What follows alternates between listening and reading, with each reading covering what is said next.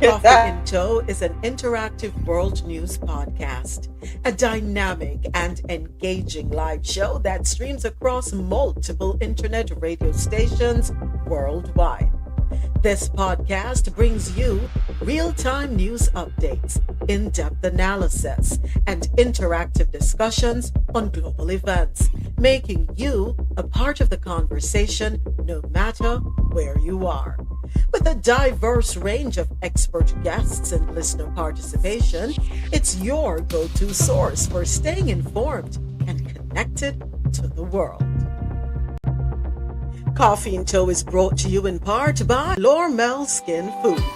Log on to lormelskinfood.com. Discover the range of natural skincare solutions. Indulge in the radiance of natural and organic beauty with the best natural and organic soap bars, whipped soaps, body butters, and oils. All 100% natural products. Lormel Skin Food for a natural, beautiful you. The world's best coffee from our farms to your cup. It's Grant Coffee House.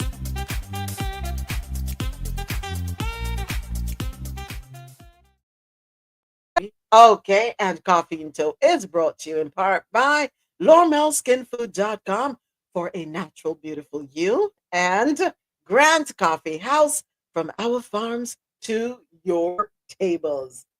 Things change. What's up, Ja? Ro? James, 18. Bro, what's up? Morning. We on the move, right? On the move. I had to be a devil this morning. But you know something? I'm not gonna say I regret it because there are some parts of the song that really speak to us, right? And I think the essence of it is that we have to make plans. Nothing is guaranteed in this thing called life. We have to have a plan B. People say, "Oh, don't bother with no plan D, C, D, E, F, and G." You have to have backup plans, folks. Life is not guaranteed. Any circumstance can change. Any situation can change, and we have to be prepared. Now, yes, but you might say you never send no money come my yard, you're rich, yo. But guess what? Even if you're not sending money back home, because Lord we know say enough time people send no money and their money end up missing. Save your money somewhere. Even if it's $1, put that dollar aside. We have Facts. to. We have to. And they can't keep depending on us from the US because they think we got it like that. I know we don't got it like that. No, we don't got it like that. You can say it in your Jamaican patois. We don't have it. Sexier. We don't have it. We don't have it. We not have it. And when a man tell us that him not have it, no watch no face, him not have it, because people will say, oh, they don't have it or they're not able to do something, right? And then they may put up a social media post of them at a party. And then the people them who beg them the money and never get the money begs with them. Brethren, let me tell you something. And sister, let me tell you something. I feel them money and not feel them not owe you. Facts. If them want to enjoy themselves, let them enjoy themselves. Because the US, especially, I can't talk for Canada, I can't talk for Europe. But I can tell you about now the US. It's not pretty. I remember me tell you something. When you not have it in the US to pay your bill, nobody not bail out your backside. When you don't have no money for going to the supermarket, there's nobody you can go to and say, beg your hand a banana. There's nobody you can go to and say, boy, I beg a little salt, little sugar, little sour. It's not there. Facts. And I have a family member. I'm sorry. No, man, go ahead. I have a family member. I haven't heard from her in years because I couldn't help her pay her rent. Oh, well. I saw it go. The struggle in this country is real. And I tell people all the time, and they don't believe me.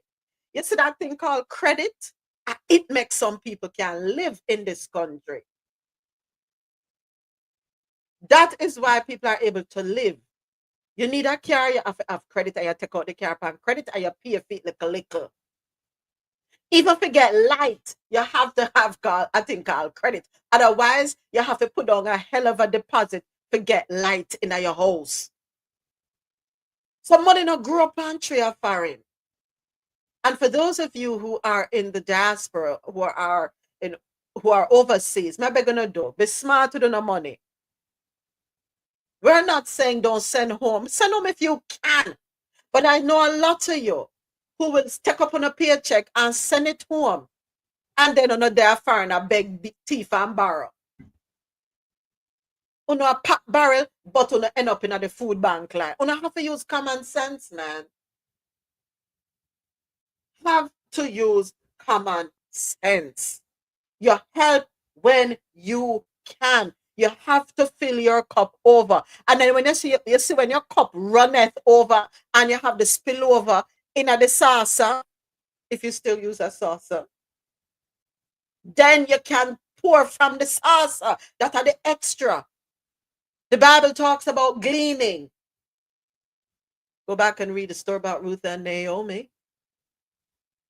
When the owners of the land, their fields would be planted up, and then all the grain that would fall on the outside, outside the fencing, outside, whatever you want to call it back then.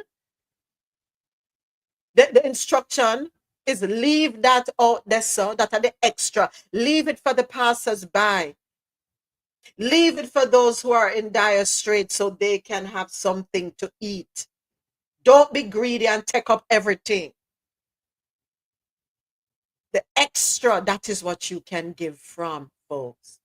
You cannot be giving a paycheck over to people and then on turn on a beg and borrow. That don't make no sense. But anyway.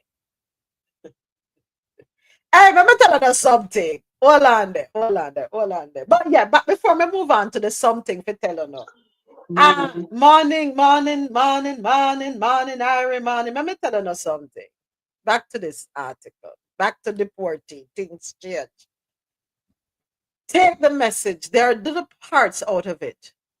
Take it. Another thing I want to point out, it's how we treat our mothers and fathers. Even if you don't have it to give to them. We understand. But it's how you treat them. Be careful with that thing. Be careful. All right, morning crowd of people. Gonna come on the dance early.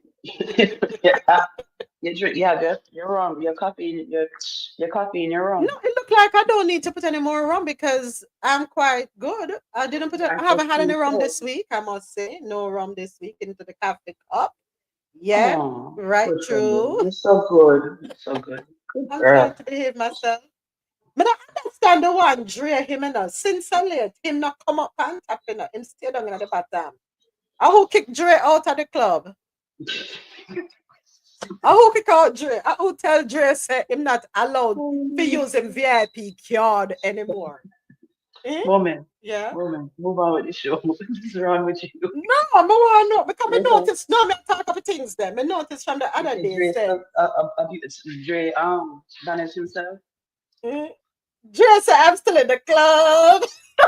In the club, we all fam.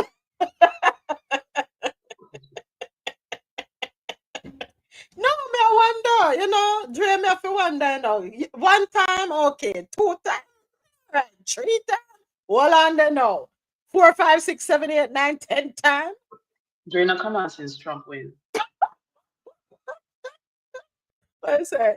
In Bex? I Bex in Bex? No, if him Bex, I'm just no one said the wrong thing for your show, but Dre not come up, brother. I said Dre don't come up. Dre, it's all love. Got nothing but love for you, baby. Dre writes his comments in the chat. Dre said he's busy. See, him not careless. Him busy. The man is busy. Him is a productive man. I bet you if I call Dre right now, Dre at me. I bet any money if I call Dre right now, Dre at me. Ladies, we have an eligible bachelor. We have an eligible bachelor. No, you don't know if he's eligible. That might be why he's in the bottom. Am I have a ring? If you don't have a ring, you don't have a mistress. You say bad. You say bad now. You say sorry. If you don't have a ring, you don't have a mistress. Don't have a mistress. Well, in this case, if you don't have a ring, so you don't have a mistress. Okay. I'm still eligible. Why should he block his blessings, RoSolo? I mean, our blocking blessings, we have an eligible bachelor. He is focused. He is busy. He is driven. He is motivated. He is a go-getter, ladies. Oh, I probably need to put some coffee in my Sell it. I probably do need to put some rub in need you my to coffee. promote me. You can promote me the way you promote you. Hello. Wednesdays. Oh, I'll promote the ladies on a Wednesday. Today I demand them there. And we have an eligible bachelor. Yes. He ain't perfect, ladies. But he may be perfect for one of you. Not sure who. You see, Adesoji gave you the eyes because you didn't bring his name up. Today's not about Adesoji. Today's about Dre. but is Adesoji eligible bachelor? We don't know this. Do we know this? Nothing do a little digging. Today's Dre Day. It's Dre Day today. Let me leave Dre alone. Dre, ignore me, yeah. No, AT lockdown, hook, line, and sinker. I mean, you want to get in trouble. Irie, you're mad. Me can't put the people that man on display. AT's taken. Me can't take a box down, kick down, none of that. Not at all. AT is not available. He is taken. Right? James taken. Prof taken. Remind James I'm taken.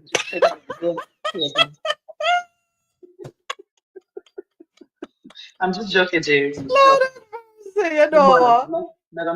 You know what? All of me is not taken. There's some. So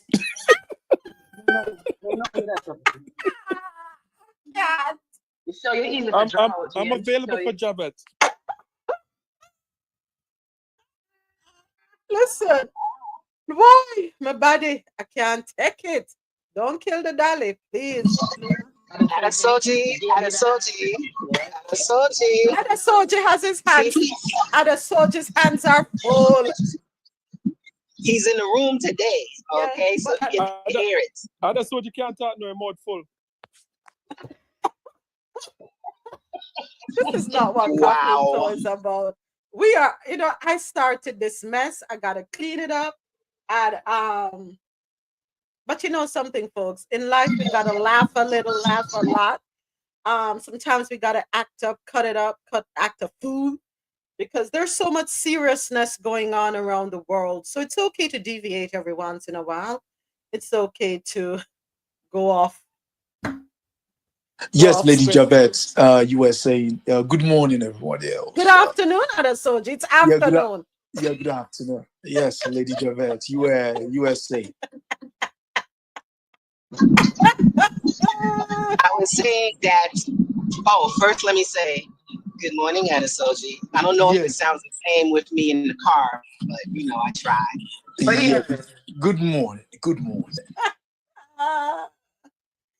Lord have mercy. All right, folks, let's get down to business. It's time for us to go ahead and get started. Thank you all for acting a fool with me. I appreciate hey, multitasking is not always a good thing, right? Sometimes very much so. Sometimes you waste time, right? You waste a lot of time with multitasking. But anyway, morning, crowd of people. Good morning to everyone listening online. QMZRadio.com, JanoRadio.com, MadMusicHouse.com. Good morning to everyone watching on YouTube Live.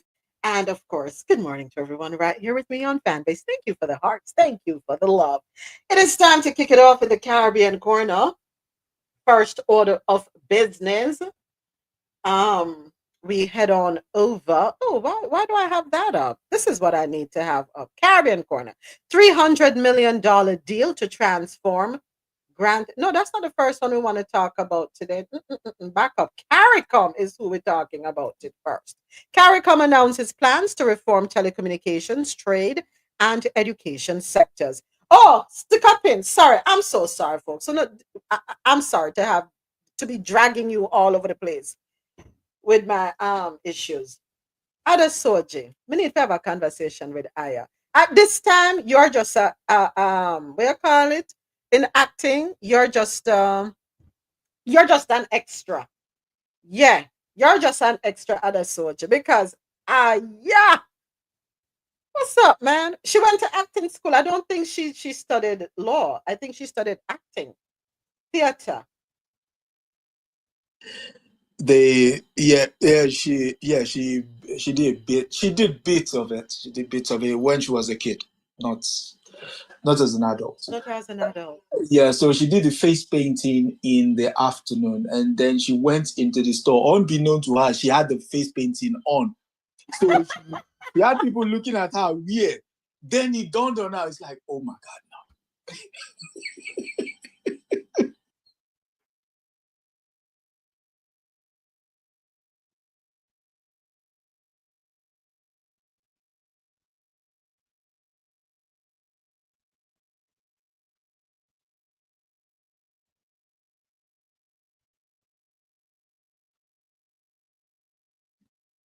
Okay, I'm back. I'm back. I had to run and do something real quick. But yeah, it was I enjoyed it immensely. I learned some things I didn't even know. Thank you very much. Learned Thank some you. things I didn't even know. And you know, as I was listening last night, something struck a chord with me. How detached we are from nature, the elements, right? Um, we have become so reliant on technology. Yeah, we need to get, and you know, yesterday we spoke about our attachment to our cell phones and electronic devices and not knowing that it's important for us to detox. Was it yesterday we spoke about it? It was yesterday, right? I want to believe it was yesterday we had that conversation. The importance of detoxing, the importance of putting it aside, whether it's for an hour, um, whatever. We have to know that it's okay to put the cell phone down. It's okay to step away from our devices. We don't have to be on top of things 24/7, right? But beyond that, excuse me, we talk too much. You know that? We put our business out there too much. And what am I talking about? She was mentioning how communication would happen, right? Yeah. How communication used to happen. And she said the first cell phone was actually the Abeng. What's the name that you call it in Nigeria? Adesoji? Obi? Kakaki? We No, call it she gave Kakaki. another name. She gave another name. Okay, so in their Obi neck or of something like that? Obia. On Obia. their Okay. in their neck of the woods, it's called Obia. Right. Yeah, in mine it's called Kakaki. Kaka. So you know kaka in Haitian I is know what okay. it All right. is. I know what it is, yes. Okay. Yes. All right. Okay, good. It's called Kakaki. Okay, so we have to remember it is kakaki, the same thing Yeah. that we call the obeng in Jamaica, which is what is used to communicate with, right? And different tribes, not just African tribes or tribes of African descent, but different tribes all across the world have something similar. Some use the shell, you know, that big, beautiful seashell that we get the conch out of. Some Yeah. tribes use that. Mm-hmm. Usually, tribes that reside near the ocean, they use that to communicate and send a message, right? And it was so inspiring. We have to get back in touch with who we are. We have to get back in touch with our roots. We need to be grounded. We are far too concerned with the frivolous things of life, far too concerned with that. And because we are so taken up, we are distracted. We're totally distracted, right? Yeah, but I thoroughly enjoyed it. She went in full character. Um, I laughed when she spoke about the hot water spring, which is in St. Thomas. Excuse me, and how they knew what leaves to use to put in there and the fumes that would you know, when inhaled by the soldiers and how that would make them pass out. And but something else stood out, Adesoji, in the beginning when she said there are so many versions pretty much of the story of Nanny. And Very much so. yeah, there are so many versions of the story of Nanny. So which one is really true, right? Mhm. Also, the image that we see of Nanny on our money, that's not Nanny. Yeah, That yeah. is not Nanny. So we need to, and that bothers me. It really bothers me, Adesoji, that we're putting up images, and even Paul Bogle. In my opinion, I don't think that's Paul Bogle because Mm. he's also somebody else. Hmm. Thomas Jenkins, I think it is. So yeah, exactly. So that, I mean, the issue she raised yesterday is all about somebody who is constructing the narrative. Is usually that determines the story. There's an age-old African proverb which says, "For as long as the lions have, for as long as the lions do not have their own historians, the story of the hunt will continue to glorify the hunter." Exactly. So whoever is writing your story will put themselves in a much more what can I say, prominent position, wherein if you really go down into the nitty-gritty of the story, probably they don't even have maybe 1 second in it, but write themselves into your stories, you know. Yeah. So the fact that they learned how to camouflage themselves from you, the fact that they learned, I mean, if you go to Fort Worth in Texas, they have what's it called? They have a course in military strategy based on the style that Shaka Zulu used against the British. So, I mean, that's your story, but they will never tell you that, you know. So, I don't know. Yeah, but I thoroughly enjoyed it. Thoroughly enjoyed it. But you know, and also I'm glad you said that. Excuse me, Adesoji, because as she was saying that too, I thought about something you have always said, how the Brits were phenomenal and excellent when it came to record keeping, right? And they would write everything down. Of course. So let me ask the question now. Can we trust everything that was written down? Is it in from their perspective or is it really the truth? Because remember, there are 3 sides to every story. My side, your side, and the truth. How can we now trust that everything that we will see in the libraries, in all these museums, how can we trust that the tale told is the truth? So usually how you will start is, I mean, elementary research is first and foremost, you don't go to books. You might go to books as a start, but then you go to primary source. Primary source is either the magazines of the time or the diaries of the time. And so if you have 2 or 3 diaries that chronicle the same time, that same period, what you do is you compare. And usually what you'll find is there will be a common thread in there. So they might just say,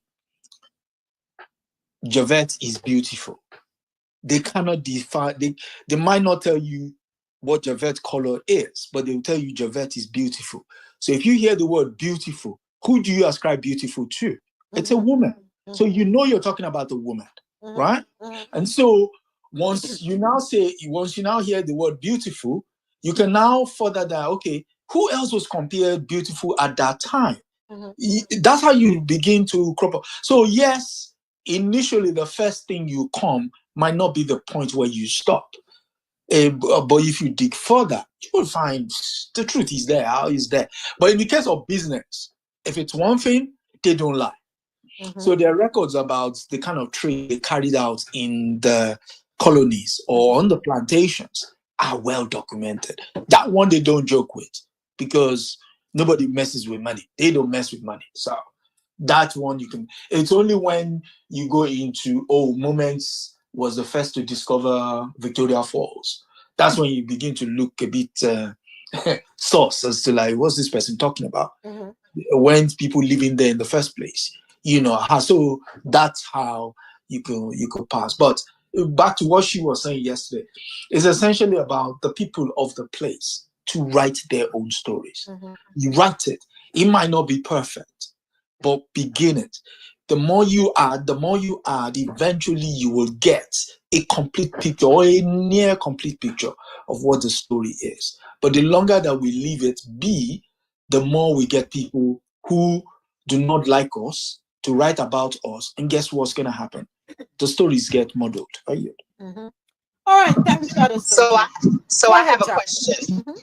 And it's not pertaining to the show, but it's pertaining to what you just said. Nowadays, a lot of people don't like to read. Nowadays, a lot of people don't like to write. So how is our story going to be told? Okay. That's just a question. So the beautiful thing about technology is this. You see that tape we did yesterday? Uh-huh. If you wanted, if you wanted word for word what was said on that show, right, as a record, you can download it. You can then reread it, remove all the the hours and everything, check it against books and what have you, and just start posting them out. That is in itself writing. You know, the idea that you have to be, what's the word?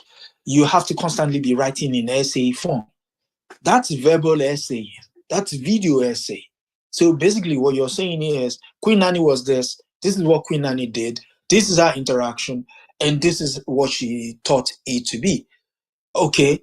If you want to read more, here are books written by Javed. This one is written by Moments. James just came along and said there is a new part to Queen Nanny that have often been missing. You might want to explore this. 80 comes in and says, oh, hold on. What I've actually now done is I've just studied Queen Nanny's military tactics. That's all I'm concerned with. Brother Marlon has said in terms of food, this is what they were eating when they were in the Blue Mountain. You know, that kind of thing. Right. That's how he grows. That's how he grows. Yeah. Thank you. Yes. Thank you so much, Adesoji. All right. Let us go ahead and get into our first article. First, we'll pull up the first article, and guess what I see? I am so happy. Congratulations, Sean Paul. Temperature from back in the day hits 1 billion streams on Spotify. Big up yourself, Sean Paul. He has not changed. He has not deviated. He is who he is, lyrically speaking. If you can't understand what I must say, oh well, keep it moving. He has remained true to who he is throughout his musical career. Proud of you, Sean Paul. Round of applause for you. Yeah. The dirty. All right. First up, CARICOM announces plans to reform telecommunications, trade, and education sectors. Article courtesy of CaribbeanNationalWeekly.com. In a bold move aimed at regional transformation, CARICOM has unveiled sweeping plans to reform the Caribbean's telecommunications, trade, and education sectors. Changes expected to significantly impact the region's economic and social landscape. At the closing press conference of the 48th regular meeting of the Conference of Heads of Government of CARICOM, Barbados Prime Minister Mia Mottley revealed that CARICOM is in the early stages of reviewing the use of popular U.S. platforms such as Netflix and WhatsApp across the Caribbean. Despite being widely used in the region, these platforms contribute little to no revenue for the Caribbean economy. Many of us use WhatsApp, Netflix, all of these things for which there is little to no payment. The reality is that these entities earn as much as US $11.6 billion a year, yet they pay no taxes and make no contribution in any way to the regional economy, Motley said.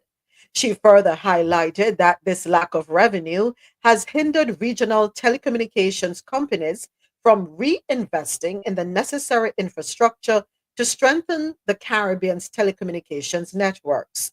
The move comes after a comprehensive review of the telecommunications sector led by the Caribbean Private Sector Organization, which included input from non-CARICOM territories like the Dominican Republic and Puerto Rico, given their significant roles in regional telecommunications. Motley noted, we are conscious that the Caribbean, as small states, has higher telecommunications costs than what we would like to see compared to other regions. To address the issue, CARICOM has tasked a group of regional leaders, including the Premier of Nevis, Mark Brantley, Prime Minister of Grenada, Dickon Mitchell, and Motley, to explore strategies that will create a fair and competitive environment for both consumers and service providers. I'm glad that this was highlighted because it's so true. You ever try calling well, we can't tell about Jamaica. Try call Jamaica direct. If you don't have a phone card or if you're not in a position to use WhatsApp, you're where there is no Wi-Fi. May God help you. 1 minute will lick you out. And I always wondered why it has to be so expensive. Right? So I'm glad this concern has been raised, and let us see how they will move forward with the various telecommunication companies that are present in the Caribbean, not Caribbean owned. Don't be fooled, because Digicel is owned by whom? Let me look it up. But I know it's not Caribbean owned. If I'm not mistaken, I think it is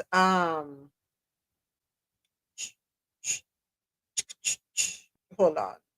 Let me look this up. I'm sorry, folks. Who owns Digicel? Let me see.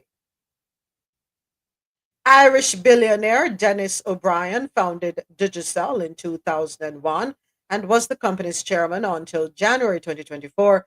O'Brien is still a principal shareholder in the company. All right. Irish. What about Flow? Who owns Flow? Multiple entities own companies with the name Flow. No, that's not what I'm looking at. Flow. The Liberty Latin America Communications Group owns Flow Jamaica. Cable and Wireless Communications, a subsidiary of Liberty Latin America. So we don't own anything, right? But we're not surprised. It is what it is. We don't even own our electric company. Go ahead, James. James? Morning. In fairness to Digicel, even though the owner is Irish, as you said, like the company identify as Jamaican. In fairness to them. But you have Digicel Trinidad. No, I know, but the base. Remember, when PJ Patterson free up telecommunications from, remember, Cable and Wireless was the monopoly. And then PJ Patterson break the monopoly, and then that's when Digicel came in. So the headquarters, the head office, it started in Jamaica and then it spread across the Caribbean. And over the past 20 or so years, they have put more into the Jamaican economy, more than probably even Grace Kennedy. They have done a lot for Jamaica, to be fair to them. Okay. Yeah, they have sent a lot of young men and women overseas to train. Like a lot of Jamaicans are all over the Caribbean. I know one of the CEO for Bermuda is a Jamaican Bermudan guy. The guy that is in charge of Haiti is Jamaican. So yeah, a lot of opportunities, sending a lot of people back to university, pay for their university. They do a lot of beautification of I think they did that road leading up to the airport. Palisados. They put a lot of money, to be fair to them. But they're still not Jamaican owned. They identify as but identifying is not Jamaican owned. It's 2025. Once you identify, you are. But Jamaican. Here's the thing: you can always use brand Jamaica because it serves your purpose. But at the end of the day, it is still Irish owned. It's just that for example, James, I can make you the face of Coffee in Toe. It doesn't mean you own Coffee in Toe. I just make you the face of it. And a lot of people, because they're seeing your face all over the place, will be led to believe that it is owned by you. For example, Popeyes, whose face advertising Popeye's chicken, a black woman, an African American woman, a person of color, however you want to classify. And I thought it was owned by a person of color, only to find out Popeyes is not owned by a person of color. You see what I'm saying? So I am very deliberate and I'm very strategic with how I brand my company. But at the end of the day, it's not Jamaican owned. You know, yes, I'm not going to take away from them all the phenomenal work they have done. Not at all. But we have to be able to call a spade a spade. It is what it is. So if that's the case, then if we're going to take that reasoning, I want us to stop damn it, what's the word? It was right down the tip of my tongue. You know, when some people love Jamaica, they're not Jamaica, but them love Jamaica, love everything Jamaica. Big them up. Let us stop cowing them down and telling them to step aside because you're not a real Jamaican. If them say them identify as Jamaican, let's embrace them the same way we are willing to embrace Flo or Digicel or whomever. No, sir. In all fairness. Right?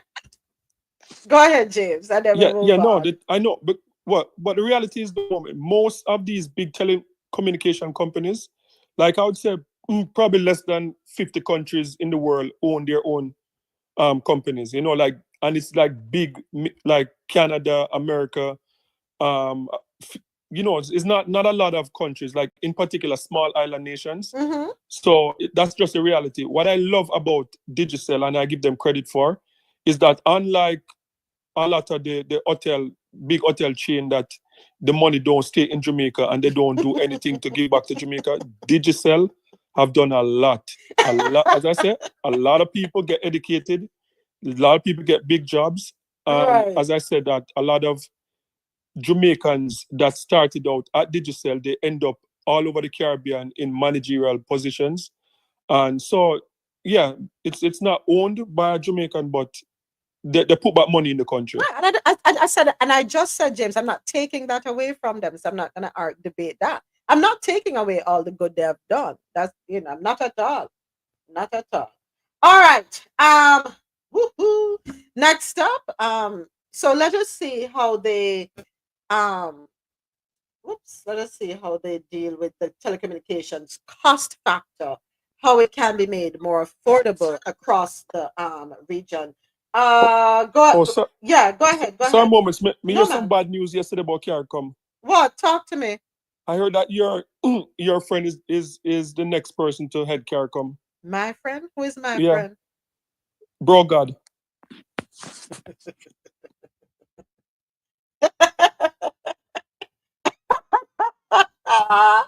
Next up, Barbados seeks stronger ties with Togo in business and cultural boost.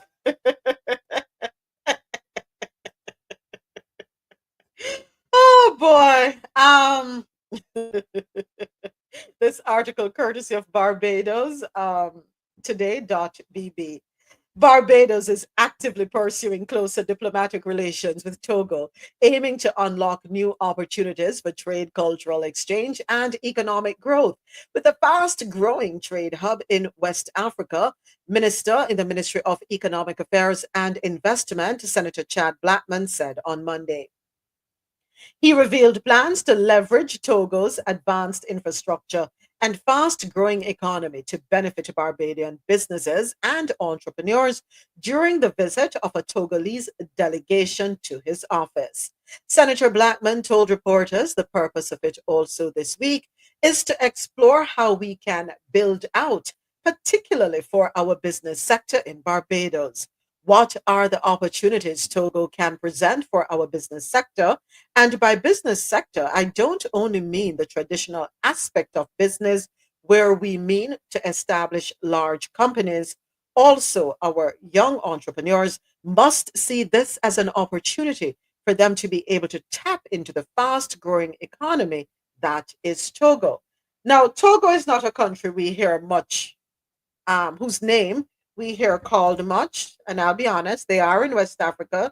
So let us, whoa, imagine to go from Miami to Togo, it's $1,245.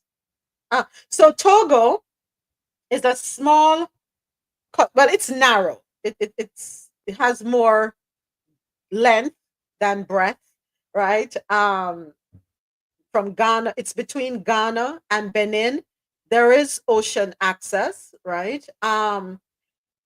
So to the west is Ghana, to the east is Benin, to the north is Burkina Faso. I always mess that one up.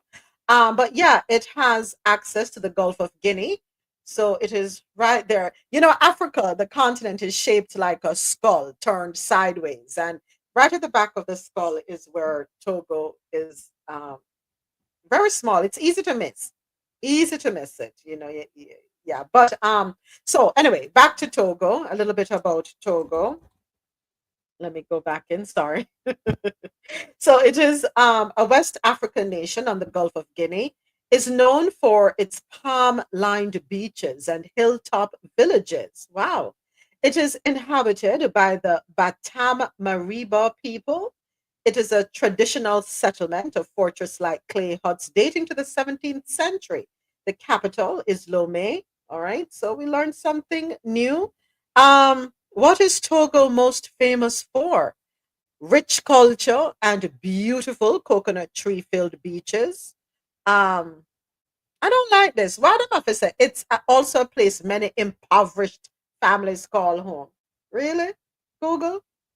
Really? Um,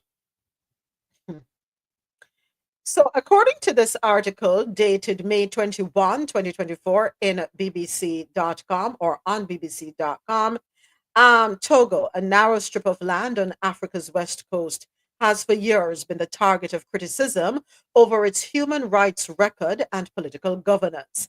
Gaining independence from France in 1960, Togo has struggled to build a stable economy. It is one of the world's top 5 producers of phosphates, which are used in fertilizers, but remains poor and dependent on foreign aid. Go ahead, Adesoji. Tell me a little bit more about your neighbor, but not so neighbor. There, you know, a country separates you both. Okay, so Togo, aesthetics. Some of the most beautiful women in West Africa. Boy, you had to say that, T. Nah, I had to say that. Yeah, listen. Some of the most beautiful women with waists as thin as that size of the country. More than thinner waist than South Africa? Yeah, more. I mean, in terms of aesthetics, Okay. You can't miss them. Oh my God. Okay, focus. Yeah, focus. Yeah, focus. Yeah. So, yes, since they got independence from France, their independence was cut short, quote unquote, better independence was cut short by the assassination of the first Prime Minister, Silvio Olympio, on the doors of the United States Embassy. He was actually kicked out of the United States Embassy when he went there to seek refuge from the soldiers who wanted to kill him. So they literally killed him outside the door of the place. And some argue that it was France working in connivance with the US. Yes, we have to agree that because he wanted monetary independence, which is what France did not want. So that's it. Since then, they've been under military rule led by General Yasibe Eyadema, who was the president up till, I think, 2007 when he died, and then his son took over. And his son is currently the president of Togo. It's a very beautiful place, just as they said, fresh food, beautiful beaches. You could literally cross the country from Ghana to Benin Republic in 2 hours. Oh. Yes, that's how small it is. Yeah. So, yeah. What else do I miss? Oh, yes. Did I mention the fact that they have beautiful women? Yes. So let us talk about freedom of speech, because I'm seeing here where it is saying that Togo has a varied media landscape. However, press freedom depends on the political environment. What can you say about freedom of speech? Like I said, it's been ruled by the military since 1967. So statements have been carefully guarded and curtailed because it's a country of about, I think, 11 million as at last count. 11 or Really? 50. Although it's Between that 11 small? and 50. Yeah. Oh, Very small wow. place. Very small place. Okay. So, yeah, Togo would have been largely of the Awe group. Mm-hmm. Mm-hmm. But And again, Ewe, isn't that a language as well? yeah. Okay. All right. So, but the what's it called? As Aya was saying yesterday, they get one of you to sign a deal, and what before you know it, you're part of there. So there was an Airway group that was created to undermine the main Airway group. That group ended up being split between Ghana and Togo. So yeah, so they're French speaking, national language French speaking. Mostly they have a very cosmopolitan look, but a laid back approach. Okay. Yeah, very laid back. In fact, if you want the heady life of living in either Ghana or Nigeria, but you want to go and do your weekend away from all that madness, you could go to a place like Togo. All right. So we know the media can be skewed, right? Yeah, very much so. So when we talk about tourism, according to Google here, it's saying that one must exercise a high degree of caution in Togo due to social unrest, politically motivated demonstrations, and violent crime. And that was said as of February 18, 2025. Is there any truth to that? Nah, Is it any worse than anywhere else in the world? No. I mean, I mean that's Google over egging things. No. Togo is not like that. Togo is like once the people decide they don't want something, they're very, very fervent about the fact that they don't. I mean, the president in there at the moment, he's trying to shoe himself in by changing the constitution, and the people have not agreed to that. And so that is it. But the fact that they're not gonna go into the street and start going after foreigners or stuff like that. No, that's not how they operate. All right. So thank you, Adesoji. That's a little bit about Togo, folks. So in the chat, Julie says it's a language from Togo. Okay. Dre says at Adesoji, wasn't Benin and Togo a part of the Nigerian kingdom? Soji? No, it wasn't. Okay. No, it wasn't. Okay. Julie says the Ewe people of the Volta region in Ghana consider the Ewe people in Togo brothers. Yeah, very much so. He spoke to the Ewe conference that they had, but then it was undermined by the French and the British. And so one of them ended up in Ghana and the other parts in basically, divide and conquer kind of mentality. Yeah. And then AT says, Adesoji, with so many on a small island, what is done about relatives pairing? It's not on island 80, it's on mainland. It's on mainland. Yeah. It's literally it's a shoe in between Benin Republic and Ghana on the west coast. Yeah. So he says, what is done about relatives pairing? When you say relatives pairing, what do you mean? Yeah, we clarity on that one, AT. Put it in the chat. All right.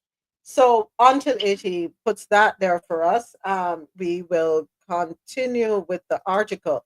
So it's interesting that Barbados and Togo will want to work together. We welcome it because, we always talk about merging the continent with the Caribbean and the importance of trading with each other, whether it's goods, services, industries, technology, whatever. We welcome that. All right. So, all right.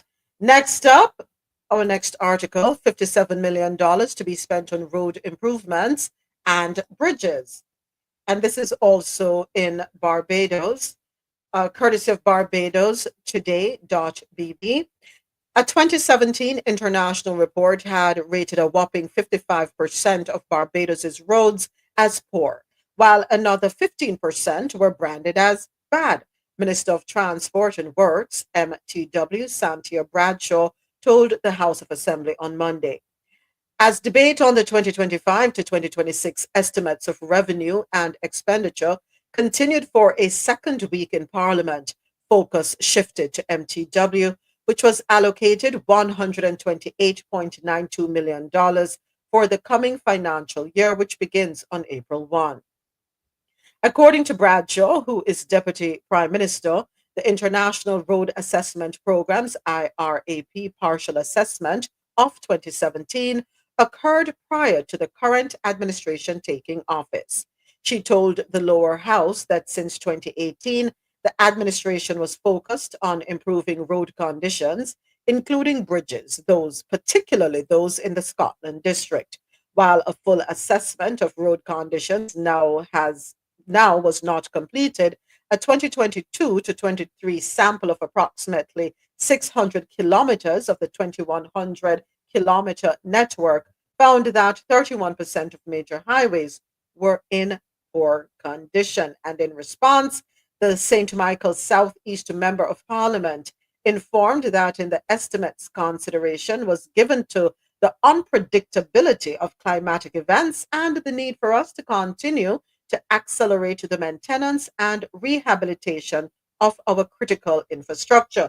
Adesoji, as I'm reading Scotland District, I also remember a part from a part of what was discussed yesterday, the names that we have across the Caribbean Very much for so. roads Exactly. and buildings, and because even in, for example, in Barbados, well, I can tell you about Jamaica, St. Catherine, St. Mary, St. Anne.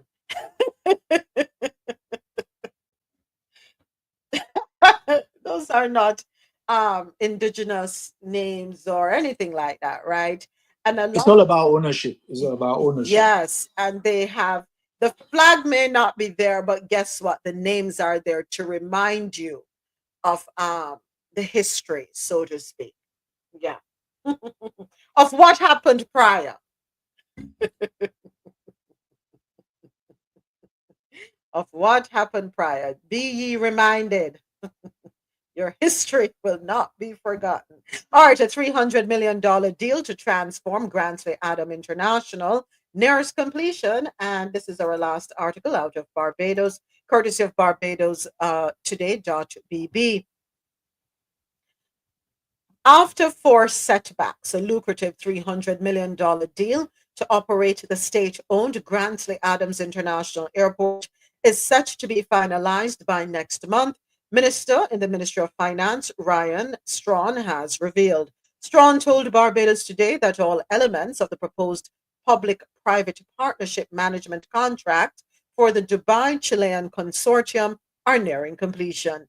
In July 2023, GAIA Inc. and the investing stakeholders, the private office of Sheikh Ahmed Dalmouk Al Maktoum of Dubai and Chilean company Agencias Universales SA, signed a memorandum of understanding with the government for a comprehensive investment package.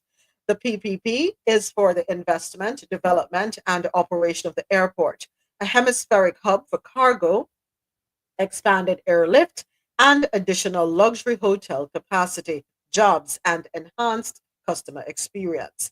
He said the government is moving ahead with a few key infrastructural improvements that we are financing. So right now, we are in negotiations in relation to how we will be able to execute that. The talks with the Emirati have resumed. I think we have found a way past the issues that came up coming out of the pandemic in terms of arrivals and those types of things, given that the targets that we had originally set, obviously COVID had its impact. And now that we have pretty much exceeded 2019 levels and the negotiations in relation to the share with respect to profitability, moving ahead, that's been settled. So the $300 million deal will see an overhaul to the airport there in Barbados. Next stop, Grenada. In Grenada, Grenada allocates funding in 2025 estimates for Saudi Arabia mission. Let's get into this one. Article courtesy of nowgrenada.com. The government of Grenada has allocated approximately EC $1 million in the 2025 estimates of revenue and expenditure to open a mission in Saudi Arabia as part of its strategy to promote trade and investment and provide consular services to Grenada residents in Saudi Arabia and neighboring countries. Finance Minister Dennis Cornwall is set to return from Saudi Arabia. Well, he should have returned. I hope he made it back. And he will present the budget on March the 7th. Press Secretary Neela Etienne confirmed last week that he was in part of the Arabian Peninsula on state business and was scheduled to have several meetings with stakeholders. In October 2023, Cornwall, on the sidelines of the 2023 annual meetings of the World Bank Group and the International Monetary Fund, signed a loan agreement with Saudi Arabia for US $100 million. Grenada's first loan from the Saudi Fund for Development made the country the 91st nation to receive SFD financial assistance. It is unknown if Grenada has drawn down on that funding for any of the climate smart infrastructure projects the money was scheduled to fund. The projects included constructing breakwaters, developing hydro and sewage networks, modernizing the waste treatment system, and using remote sensors to monitor air pollution. Also in Grenada, anybody wanted to say anything before I move on? Okay. Also in Grenada, courtesy of Caribbean National Weekly.com, Grenada's Agriculture Minister Lennox Andrews has announced that the government plans to introduce legislation to decriminalize the use of cannabis for both religious and recreational purposes before the end of the second half of 2025. We're hoping to have this done before the end of the first quarter, but right now I can safely say that it will be done before the end of the first half, said Andrews in a recent statement. The proposed legislation will closely resemble a bill introduced by the former New National Party in 2021, which was not passed after the parliament was dissolved ahead of the June 2022 general elections. The new bill aims to legalize cannabis for personal use and religious practices, marking a significant shift in the country's stance on cannabis. Well, I guess them get permission from the powers that be on the international platform because it's a shame that something that, and I've said this before, that something that grows naturally out of the ground what God make across the Caribbean was criminalized, and we can't decriminalize unless we're given permission to do so. I don't care nobody wants it. That's all me feel. North have to tell you, yes, go ahead. The amendment. Go ahead, Soji. Go ahead. No, I was gonna say, I mean, that's the facetious nature of the so-called independence. You're independent up to a point, Yeah. but yet you still need permission to create laws. And I mean, yeah, it's shocking. It's shocking. But those are the kind of things that you live with. But it only takes a really reflective person, just like Sister Aya was saying yesterday. Sometimes just be quiet and think. Mm-hmm. Does that make sense?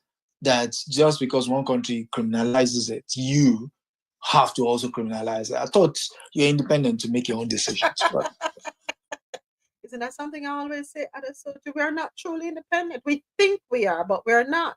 As long as we're being dictated to, we're not independent. As long as somebody else can pull our strings, we're not independent. As long as somebody else is calling the shots, we're not independent. Very much so. But I'll still be screaming from the rooftops. Where's Andrew Holness? Been quiet. He's busy. Please do not disturb him. He's on DND. There were 6 amendments in one insertion, and the main objectives of the amendments were to allow anyone over 18 to be in possession of 28 grams of cannabis and to allow each homeowner over the age of 18 to grow up to 5 trees. Get to growing, folks, and donating.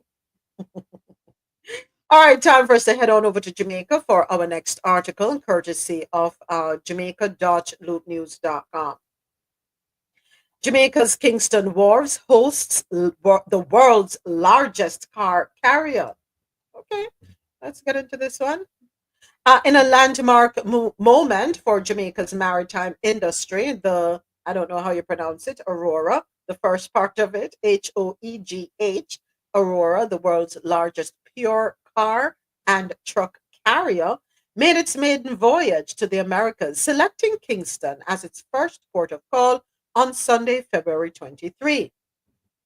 This state-of-the-art vessel, powered by liquefied natural gas, LNG, represents the latest in environmentally friendly shipping and boasts a capacity to carry over 9,100 vehicles. The arrival of this beauty not only marks a milestone for global shipping, but also underscores Kingston's growing significance as a regional logistics hub, according to Mark Williams, who is CEO of Kingston Wharves Limited. This is phenomenal news, Williams said. Kingston, Jamaica, being chosen as the first stop in this region speaks volumes about our position as an emerging leader in global logistics. We are incredibly proud to host this vessel and look forward to further strengthening our place on the world stage. Williams noted that this is the first vessel of its kind to visit the Caribbean. Okay. We have become their transshipment hub for the Caribbean, and last year alone, we moved over 170,000 units through our facility. To accommodate ships of this magnitude, KWL has made significant infrastructure investments. Okay. Okay. Okay. Yeah, Adesoji. I'm doing the same look. Okay. Yeah. Okay. One question for them would be: those cars, they're not destined for Jamaica. I guess So not. basically, what you're saying is you're a glorified bus stop. Sorry. I just listen. Okay, let's take the good out of it. Let's take the good out of it. Yeah, but when you use a technology like logistics, no, you're a bus stop. That's what you do. You know, you're gonna be nice. You're a rest stop. We're not gonna call it a bus stop. You're a rest stop so that you can, rest a little bit, relax a little bit, stretch your feet, walk around. Yeah, that's what. Yeah, he said. Yeah, maybe the guy, he missed his turn, and there's a bus stop here. Let me rest it.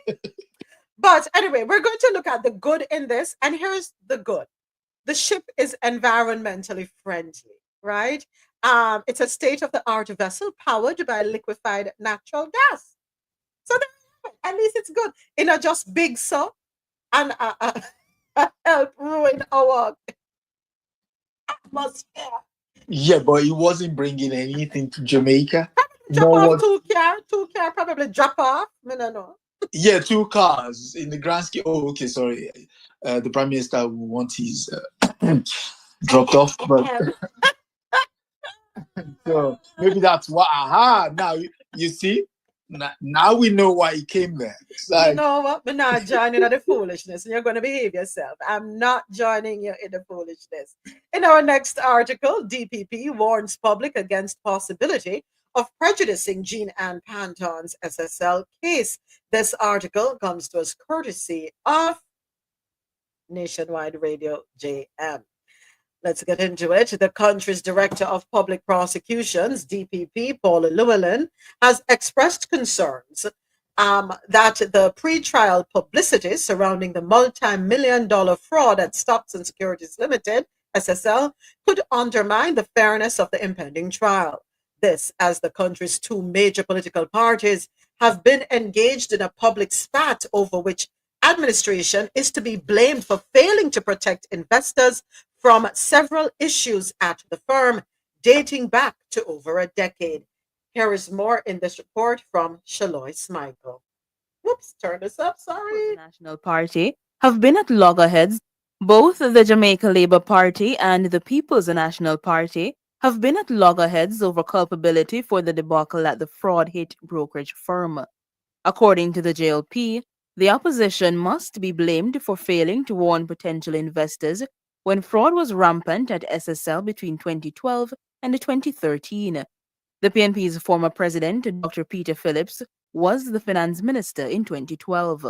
But according to the PNP, a directive was issued requiring SSL to suspend critical activities due to breaches of the Securities Act.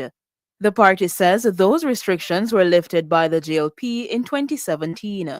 The war of words have continued on several political platforms, with both the parties refusing to accept the responsibility of causing more than 40 clients to lose their savings after the fraud was uncovered at the entity in January 2023. One of those clients is sprint legend Usain Bolt. He was fleeced almost $2 billion.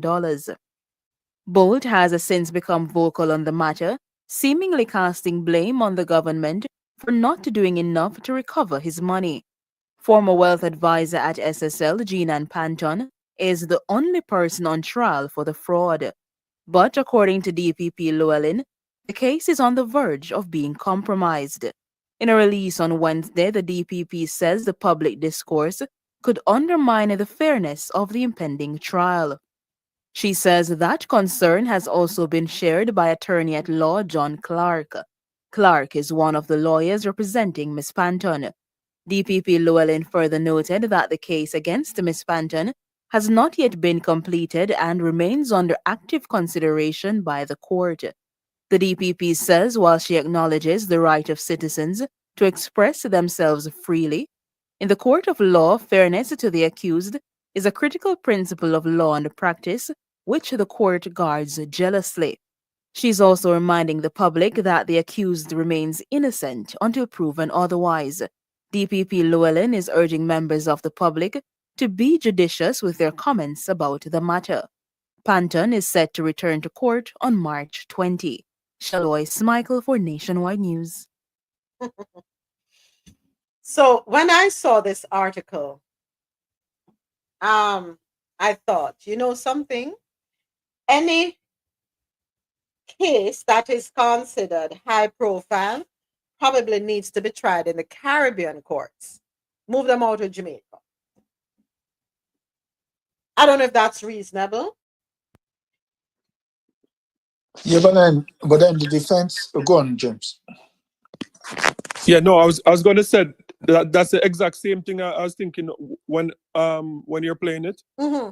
And that's the thing. Why is it that the Prime Minister is so adamant on having the final court in Jamaica? Because the thing is, when we talk about Caribbean integration, Mm-hmm. this is a perfect example of this is not something that we have to make up and say, oh, you know, we could use a final court in the Caribbean. It exists already. Mm-hmm. And for some reason, like Jamaica and Trinidad, the two countries with the population that would make this more feasible, Mm-hmm. refuse to use it.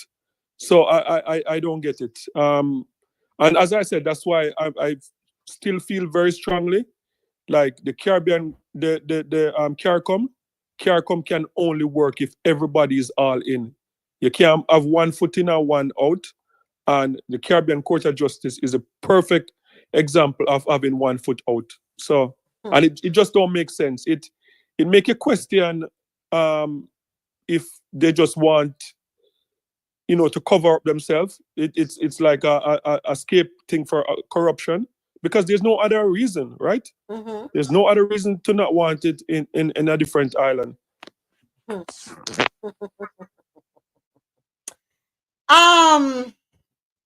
The reason I was thinking that, James, I thought about the whole Vibes Cartel case. But go ahead, Adesoji. You were gonna say something, please. Go right Yeah, ahead. so I was gonna say yes, it would be ideal, but sometimes you don't want to prejudice the court, because the moment you do that, the first thing the defense will go to would be like, I couldn't get a fair hearing because it was taken out of the place where I was strongest the most. Yes, there is a possibility that the case might be tainted with it remaining in Jamaica. Mm-hmm. But would you much rather have the entire thing in public in Jamaica as opposed to be outside in Jamaica, where the context, the contemporary nature of the case will be lost on the court? Mm-hmm. Which would you rather have? That's the case. Mm. I don't know. My concern, Adesoji, is corruption. That's my concern. Corruption. How can we guarantee and how can we trust that there will be no meddling? How can we trust that whatever decision is made was strictly because of evidence presented and arguments made in the court and solely that? I think that is a struggle for me. And that's why I say take it outside. We saw that with the whole Vibes Cartel case. And I'm sure there are other cases as such. But yeah. Now it is quite, hold on a second, just let me say this real quick. It is quite obvious to even the blind man that what's her name? Panton is not the sole person responsible for this debacle. We know that. We know that. We are not idiots. Even the baby will just come fresh out of the womb today. Can't see that too. Go right ahead, James. Yeah, but remember the CCJ. Remember, it's a final court. You know, it's not like everything or any case you that comes up, high profile or not. You're going to say like, okay, send that to Guyana. No, like what's going to happen? Like the case can take place in Jamaica, and if you want to appeal it and take it to if you're not comfortable with the verdict in Jamaica, you can appeal it and then you can take it to the highest court. So I feel like that protection should be there. It don't make sense to have like the different layers of justice in Jamaica.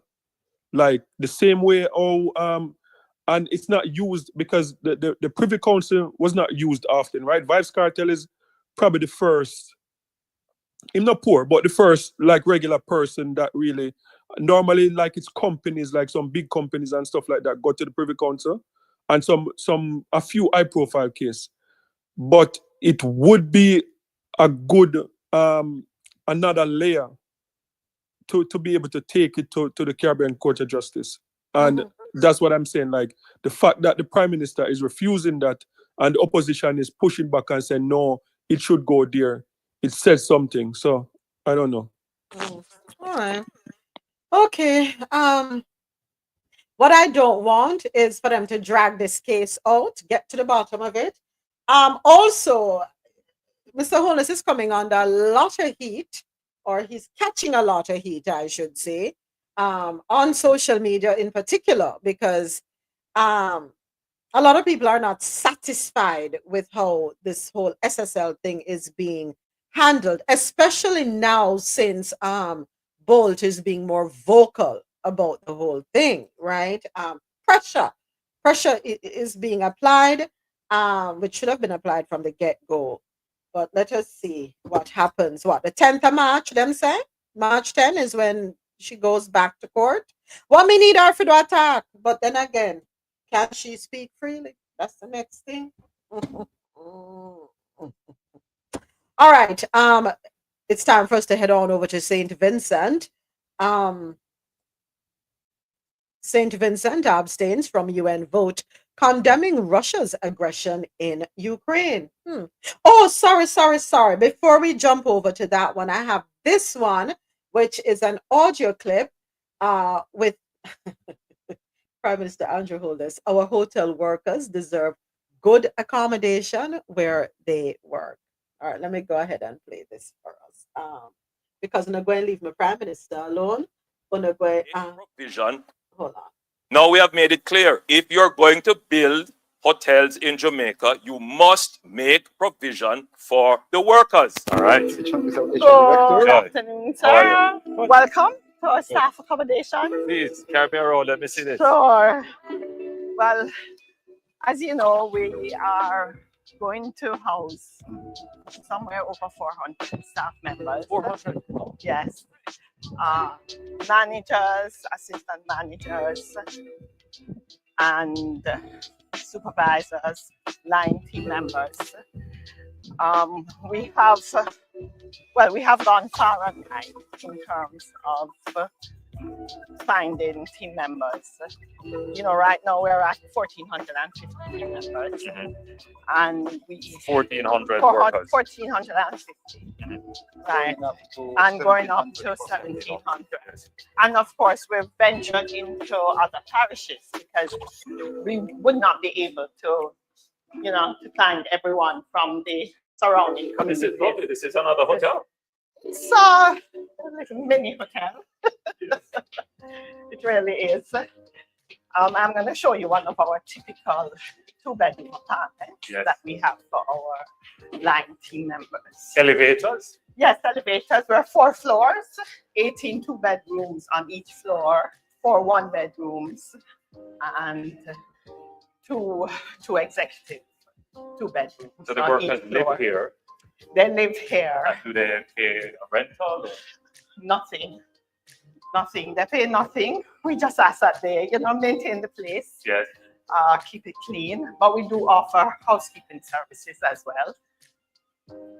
They're fully air conditioned, fully equipped kitchen. But this would be a part of their package. Yes, it's a part of their housing package. Yes. Once we have interviewed you, for example, you're out of Kingston, we do offer you accommodation. Excellent.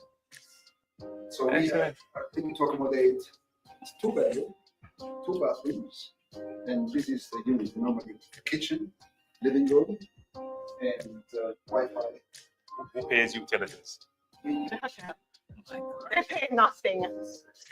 No, Everything is covered. This is fantastic. Amazing.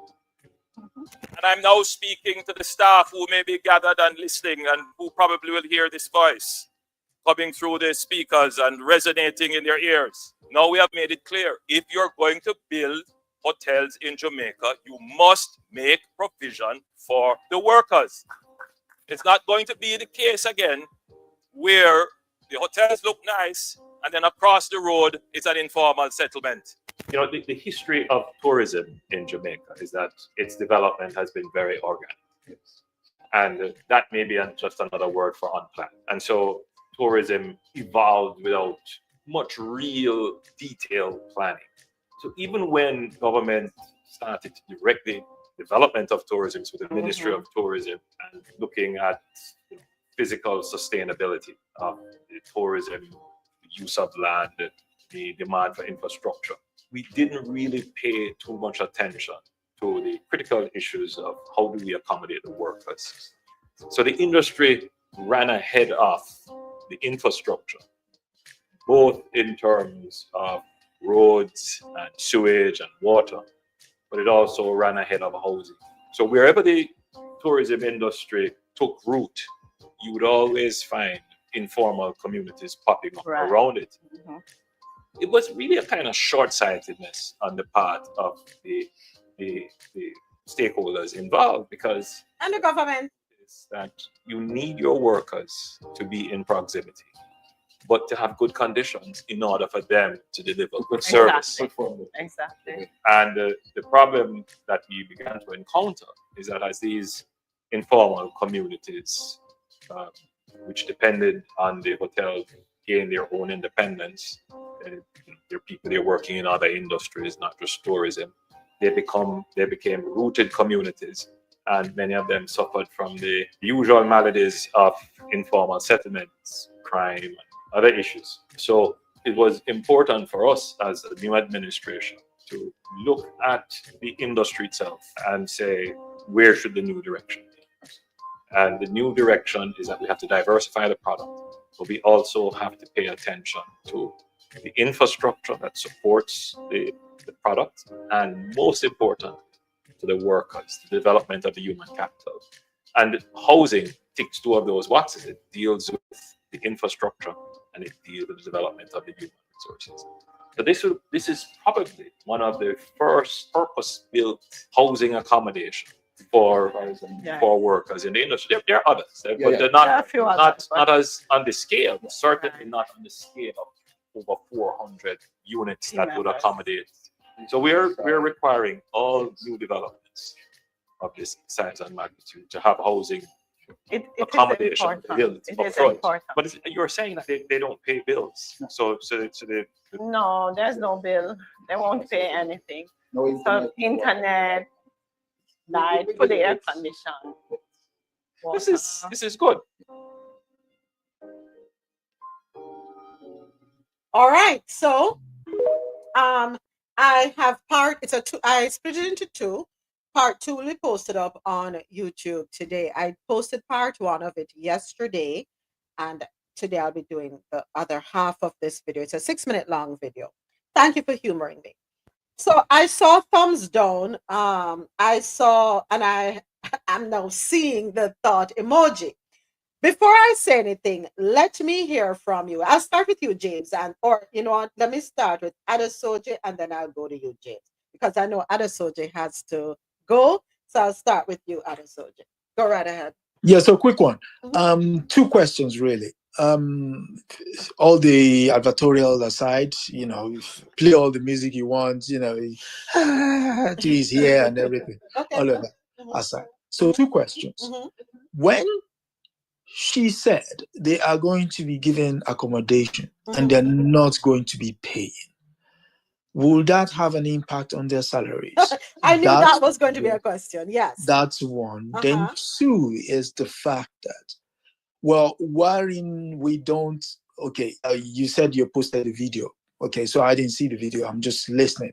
So in terms of listening, there's something not being said there. It's like, okay, fine. If they're living in the hotel and they're working, what are their hours going to be like? Okay. Because they're not going to leave that complex. It's just saying, you know. Okay, go on. There are no free lunches. That's just my 2 questions. Okay, all right, fair enough. Go ahead, James. Okay, so Adesoji, I can tell you what was not being said. What's not being said is who is it for, right? She said it. No, that's a decoy. Trust me, that's a decoy. Nowhere that I know, apart from managers, entertainment coordinators, there's nowhere, not in Canada, not in America, not in Dubai, not in Italy, nowhere that I know on the face of this earth that hotels have accommodation for locals. So what I see coming through the pipeline, remember we have had the conversation about can't find workers in Jamaica? So what I see coming through the pipeline is those people coming from the Spanish countries, because remember a lot of the Spanish hotels are going up, right? So what I see coming through the pipeline, those facilities are for non-Jamaicans. That's what I see coming. That's your feeling. Okay. Yeah, when I went to Bermuda, the Bermudan government, the same model. It's law.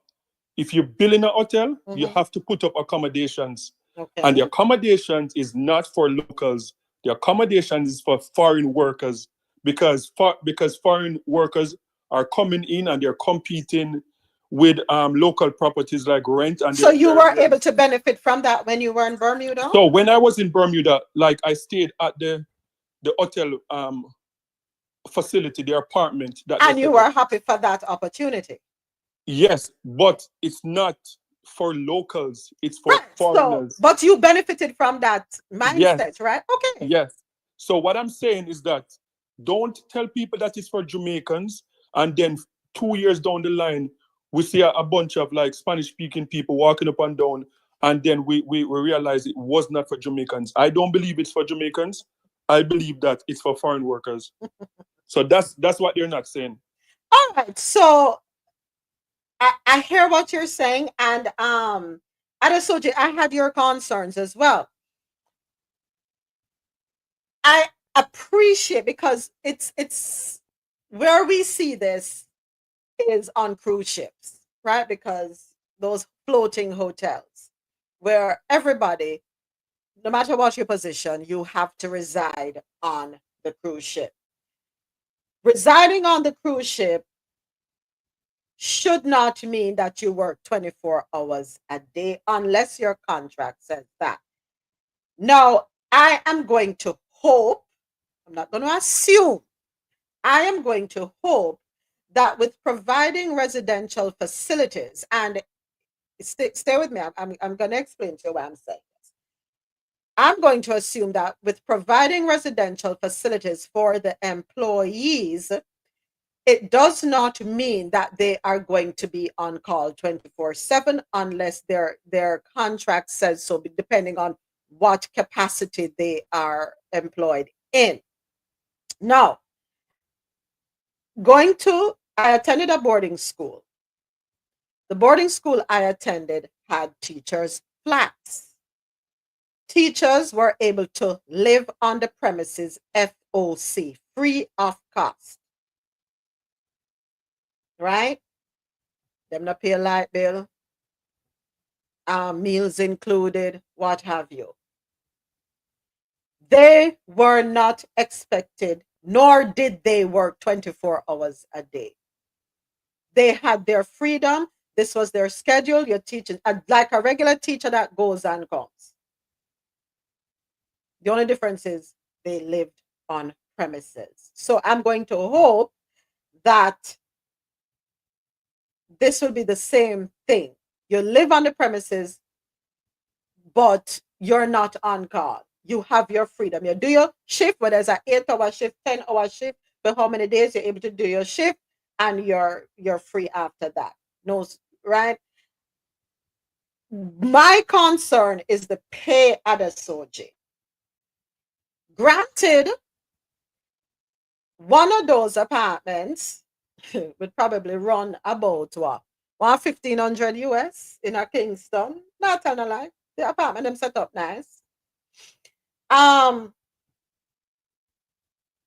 What I don't want them to do is to say, well, your salary is going to be stagnant because you live on the premises. I don't want that. I want to know that if you're eligible for let me back up.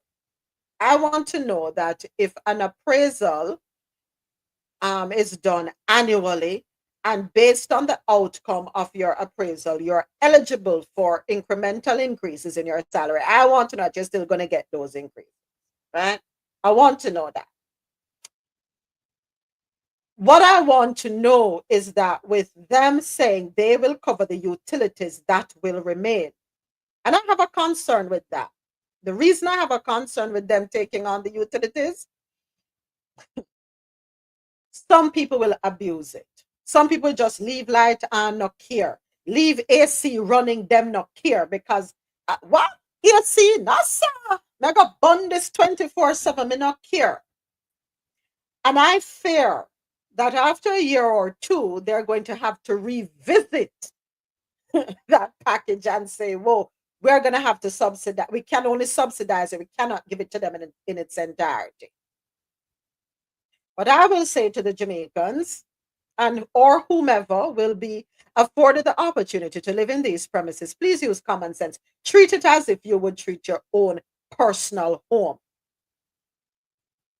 If you know, say, yard, you're now going to left on a light 24/7 or burn AC 24/7 because you know deep down inside you could not be able to afford that. Don't do it, because you know what's going to happen? You're going to jeopardize the program for others. And then when you see up your foreigners alone, they can't say nothing. Can't say nothing. Let us not abuse what is provided to us. And I mean, I get it. There will be differing opinions. Now, James, if I wouldn't have, personally, I'm not going to have a problem if they keep a percentage of the apartments of their foreign workers. I'm not going to have a problem with that, right? Because if a foreign worker is there in the capacity of a line worker, them as an employee of the company too. I don't know if they're going to be paid in local currency or not. I don't know. And I'm not going to assume that they're going to be paid in foreign currency. I do not know. But if they're a foreign work, if they're a foreigner and they're a line worker, they're also an employee. And they too should be eligible for the space. And that's why I pointed out when you were talking about your experience in Bermuda. You went to Bermuda and you were able to take advantage of those opportunities because in Bermuda, you're a foreigner. What if Bermuda had said, no, you come at Bermuda, you have to live off premises for 6 months to a year before you have the opportunity to even come on premises, if at all. Right? Yeah, moments. But the thing with that, though, like in Bermuda, you can say it's an advantage, but the thing is that I made like 50% less than what a local would have made, right? So like if I'm making $15 an hour, a local is making $30 an hour. And the reason why I'm skeptical about it is because I've never seen it done.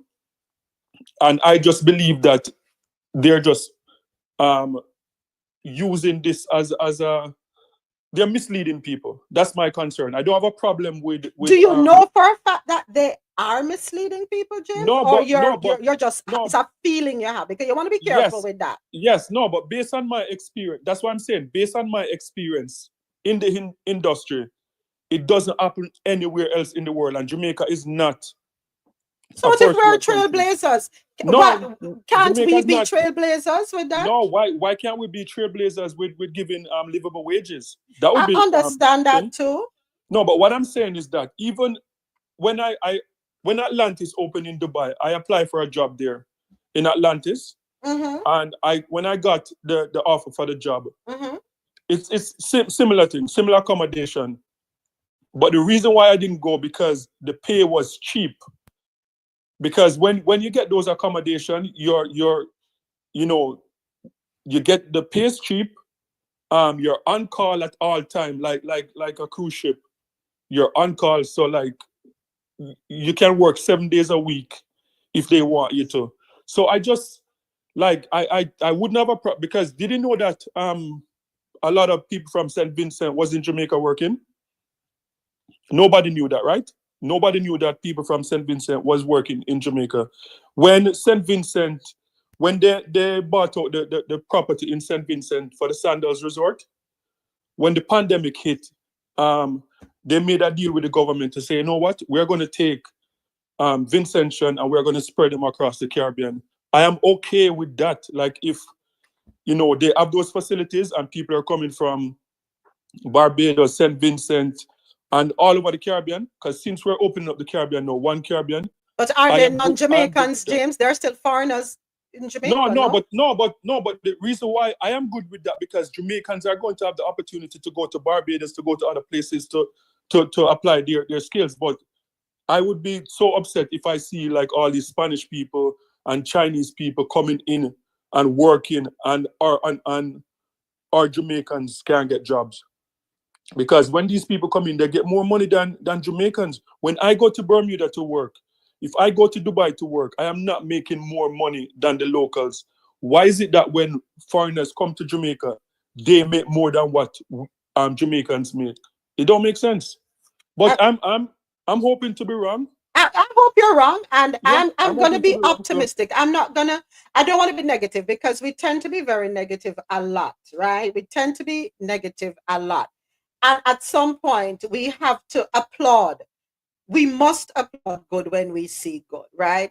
In his interview, he did acknowledge the fact that they dropped the ball.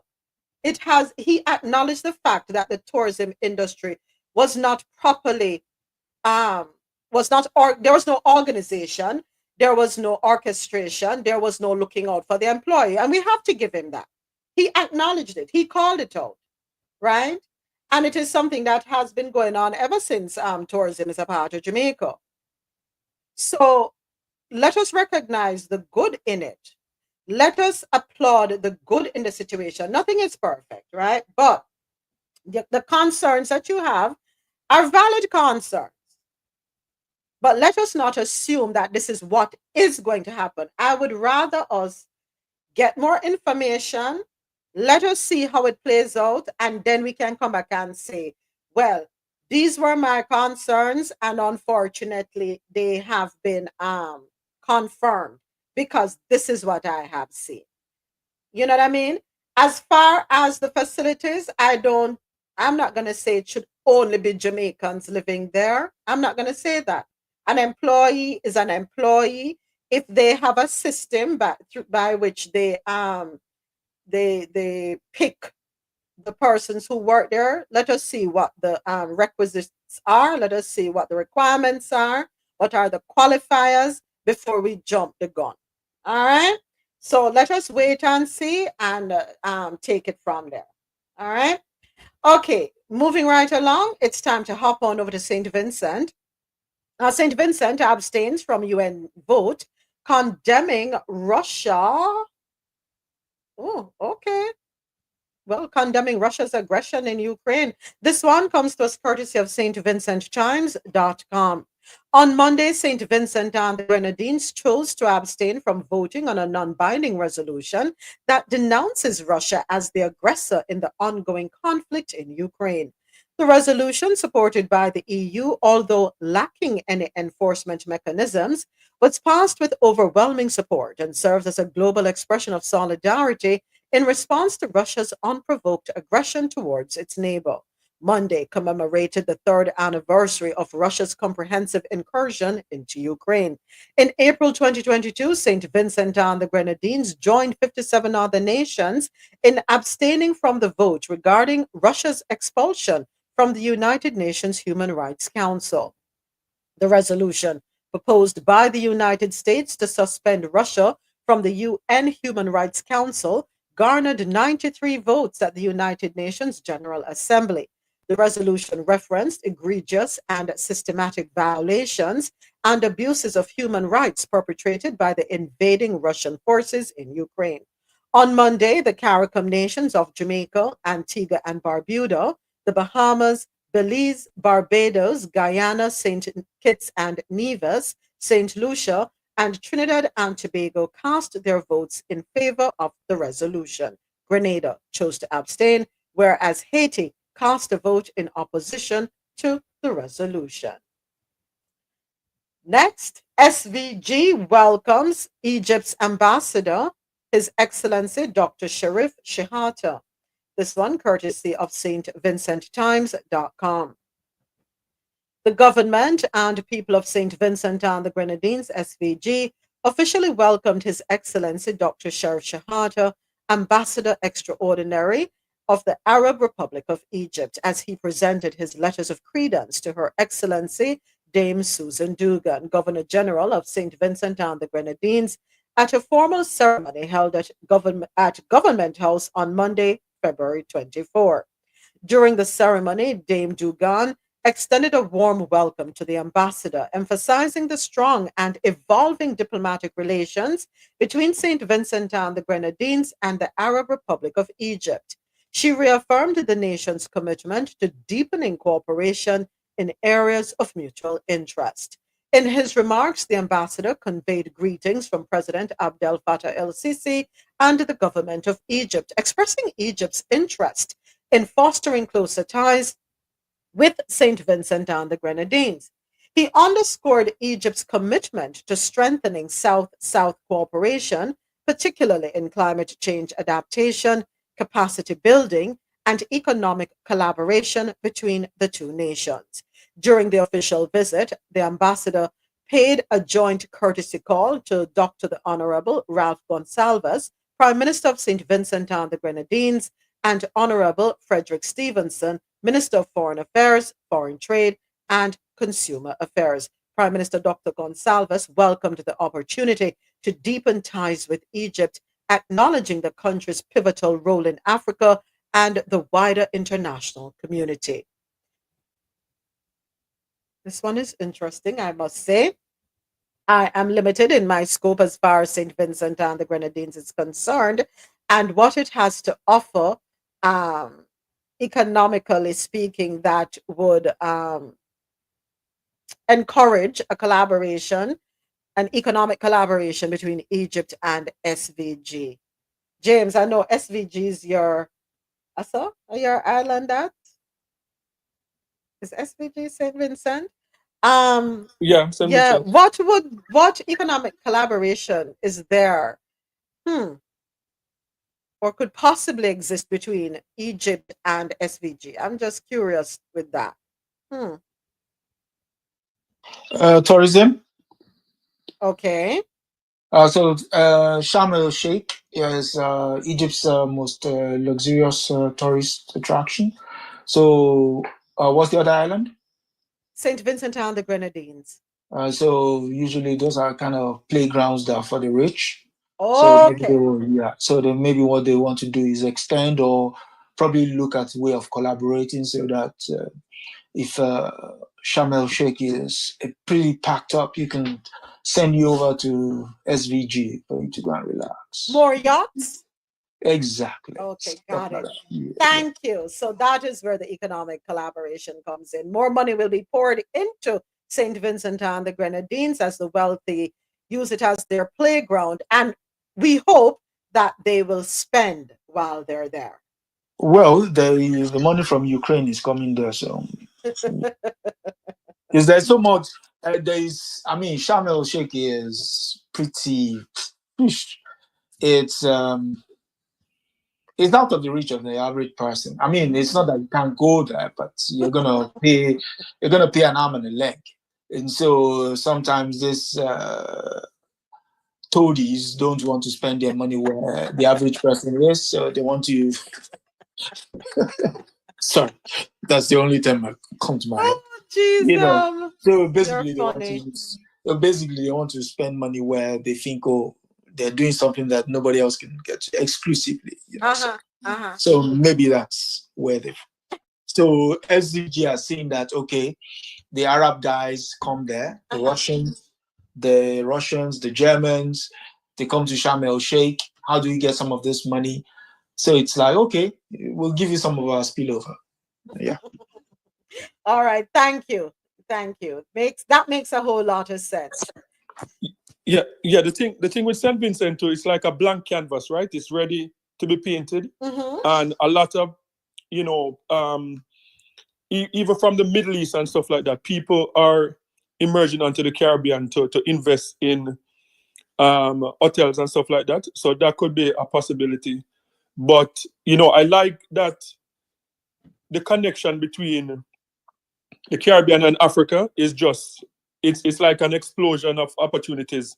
Like in the past couple of years, like you just see the different African leaders, the interest that they have in the Caribbean. So I believe that with all of this interest, like I can see 5 years that we have multiple connection between the Caribbean and Africa, and even the deal with Grenada, I see that being just more than oil refinery. I think that a lot more is going to come out of it. So yeah, it's exciting that the connection is finally being made. Yes, we embrace that. That's what we want, definitely. All right, and we have, I think, one more. Okay, why? Okay, sorry, fan base just put this big pop-up on your screen. No, thank you, not right now. Okay, so our final story, courtesy of stvincenttimes.com. 60 pedigree piglets arrive in SVG to boost livestock. I don't know why I laughed. I burst out laughing when I saw this one. I'm like, okay, let's see where these pedigree pigs come from.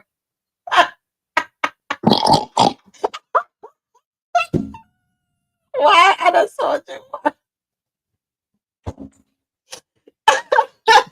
check the tag if they're GMO. I'm telling you. No, these ones are bearing Chanel bags. Hello, where are the local boys here? Ooh.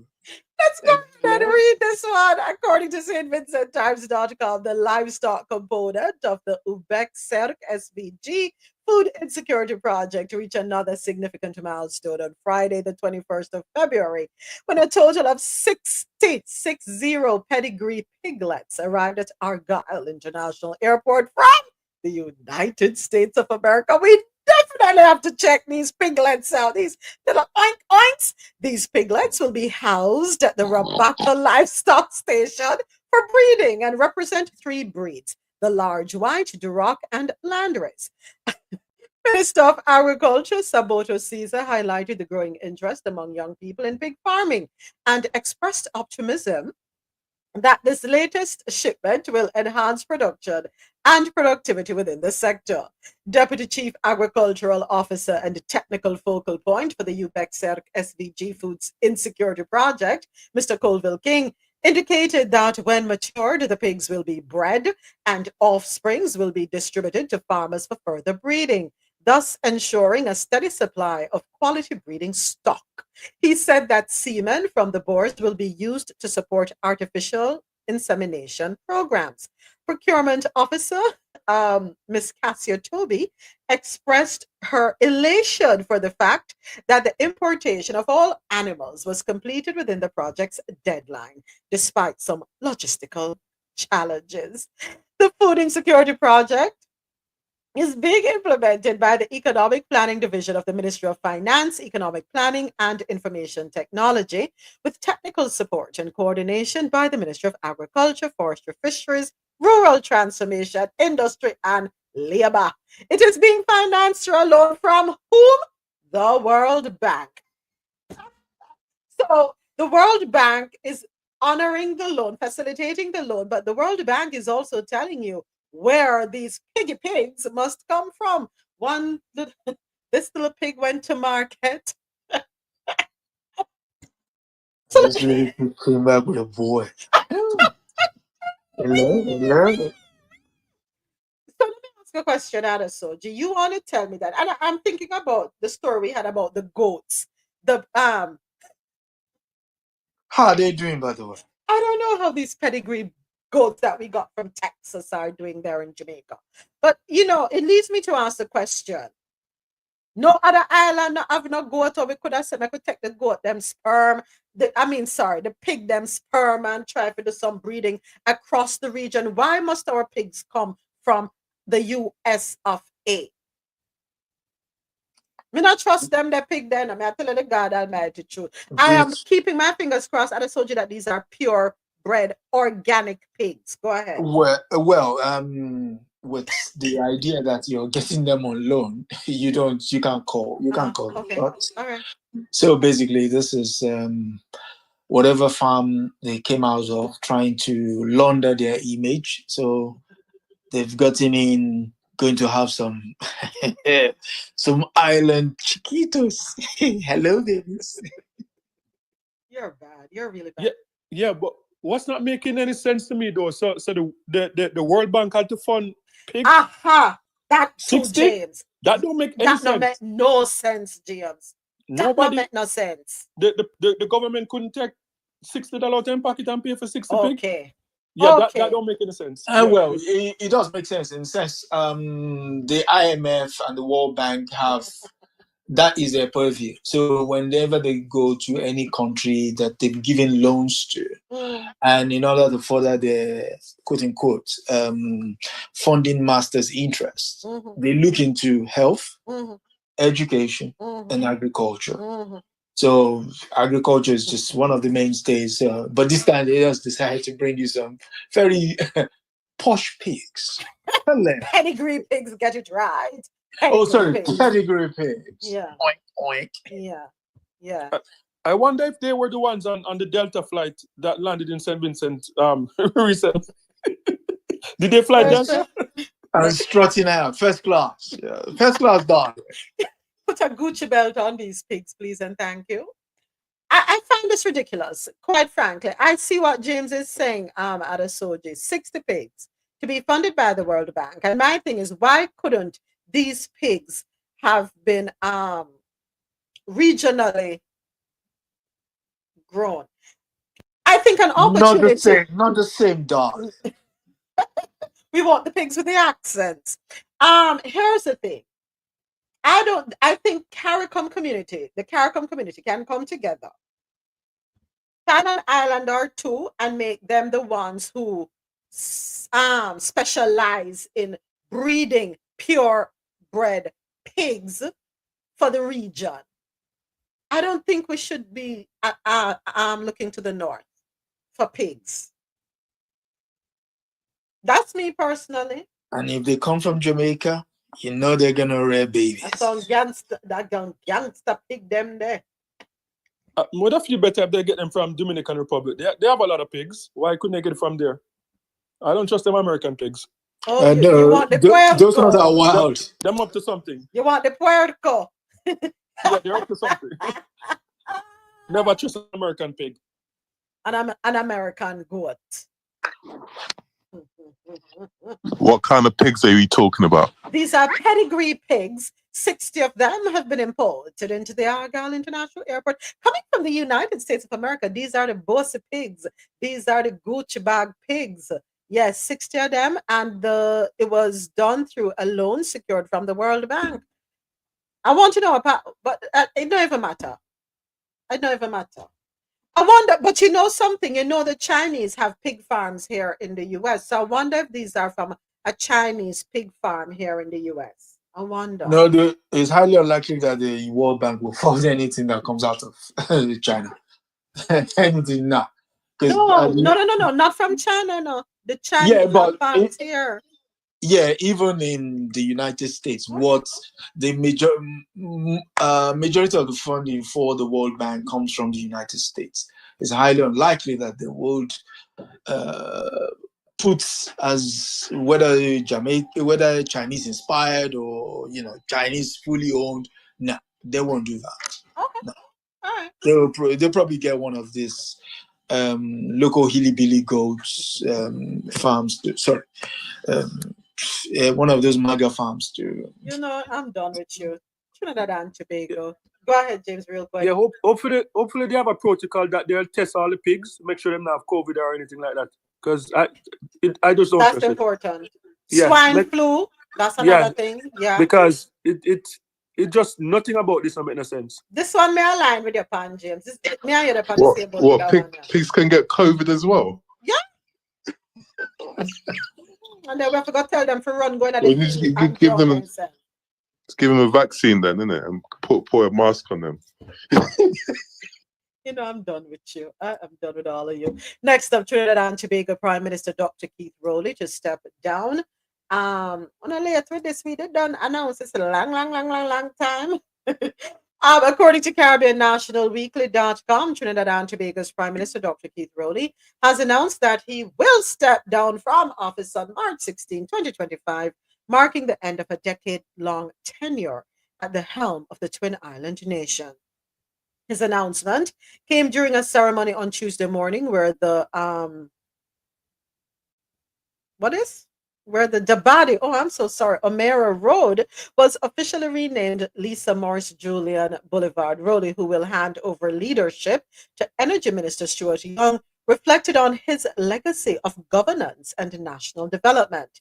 Rowley stated, as Prime Minister, I too am ending my tenure of public service. Thankfully, not sadly, but with a certain amount of satisfaction that I have been able to have colleagues around me and been given the responsibility to chart a course of development for this country for a period of time. He emphasized that public service is always temporary, noting that many in political life either forget or struggle to accept this reality. As I conclude a number of assignments in these weeks, I do so with some satisfaction that my presence among my colleagues and the national community would have contributed to national development, and that I would have done something good with you and for you. All right. So, yeah, at some point you have to hang up your coat, they say. So we wish you well, sir. All right. It is now time for us to go on the ball field, our sports segment. 3 gold medals for St. Lucia in Martinique boxing. This article courtesy of St. Lucia Times. 5 St. Lucian boxers took part in the first ever Caribbean Golden Globe Championships, hosted by Move and Box Academy in Martinique over the weekend. The team, coached by Conrad Francis and Arthur Longlier, returned with 7 medals, including 3 gold medals, earning wins between Friday and Saturday. St. Lucia's Independence Day, were the team captain Kygan Morsley by a first-round knockout, and Danai Kuman from the View, or is it View? Fort Jim by way of a split decision. St. Lucia Times was unable to get the details of the opponents and weight classes from the St. Lucia Boxing Association. All right, the inaugural Caribbean Golden Glove brought together boxers from 7 nations and territories: Antigua and Barbuda, Barbados, Canada, France, Guadeloupe, hosts Martinique, and St. Lucia. Julie, do they speak French in St. Lucia? I know you all have a Creole, which is not the same as Haitian Creole as you taught me that. Do they speak French in St. Lucia? Let me know in the chat, please, and thank you. All right. So for the St. Lucians, it was preparation for the weekend's AMBC Caribbean Boxing Championships. All right. So let's hope that they will continue with this. This Move and Box Academy hosts socio-educational development programs for young people and adults with experienced and qualified coaches to support them on a psychosocial level in order to succeed in life's challenges. I would encourage folks over there in St. Lucia, young people, get involved, channel your energy, and as it says here, you're going to be gaining support, psychosocial support. You're going to be taught skills beyond learning how to box, and you're going to learn how to maneuver through life. So get young people involved. I like that. All right, now it is time for our Dung in the Islands segment, features travel and lifestyle. Today we're highlighting a St. Lucian artist who uses art to champion human rights. This one also courtesy of St. Lucia Times. St. Lucian artist Orin Vivaldi has a unique creative talent. Tucked away in a quiet enclave in Castres, he is harnessing his distinctive ability by creating works of art to tell his story and help raise awareness about human rights, such as gender-based violence, diversity and inclusion, and the rights of people with disabilities. It's not just his exuberant spirit or skill with a brush that amazes. His one-of-a-kind perspective and innovative vision shine through in his collaboration with the Including Us Project, a youth development program led by the Sacred Sports Foundation and supported by the European Union. Born in Castres, St. Lucia in 1996, Oren displayed creative traits from an early age that set him apart from other children. At age 6, these differences were formally recognized as he was diagnosed with Asperger's syndrome, a condition on the autism spectrum. This diagnosis did not define or limit him.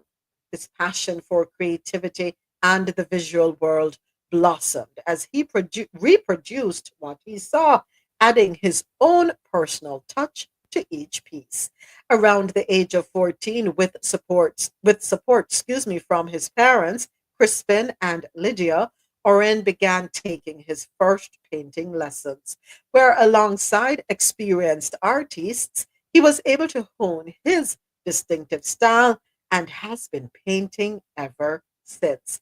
Using art as a means of self-expression and communication is a powerful way to engage people, particularly when combined with social causes. It's clear that Oren's work in the Looking Forward advocacy campaign series has made a strong impression, especially in terms of its impact on highlighting gender-based violence. Congratulations, young man. And a lesson worth learning to all of us We need to look beyond what we consider setbacks. We need to look beyond and see that we all have a purpose. We all have a purpose. We all have a talent. We all have a skill that just needs to be honed.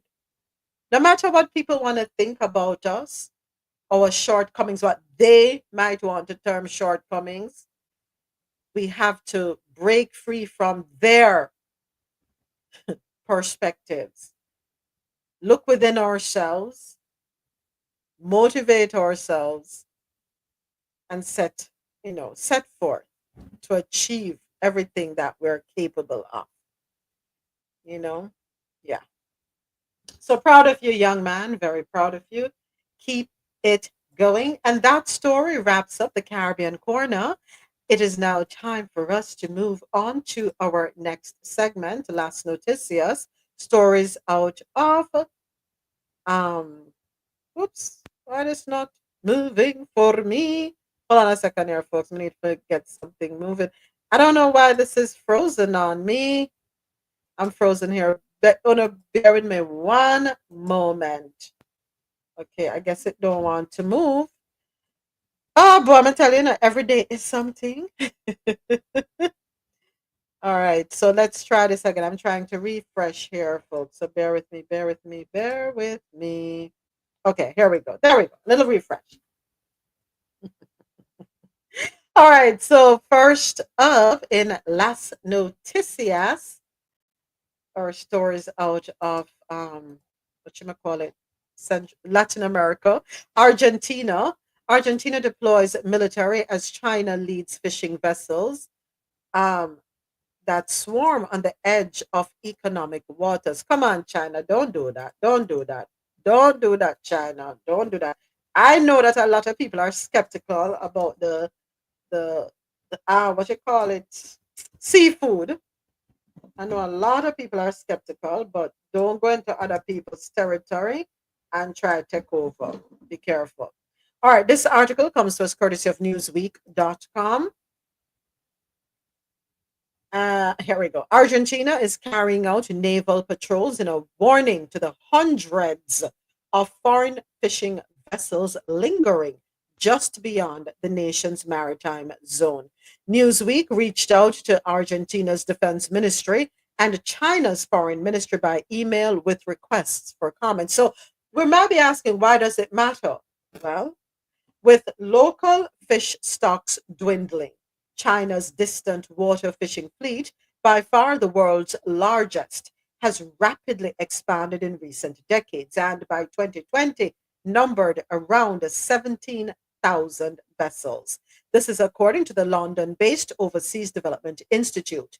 This figure is widely considered a low estimate given the common practice of operating under foreign flags. These vessels are frequently accused of illegal, unreported, and unregulated fishing and depleting marine resources in developing nations like Argentina, home to the world's second largest squid fishery.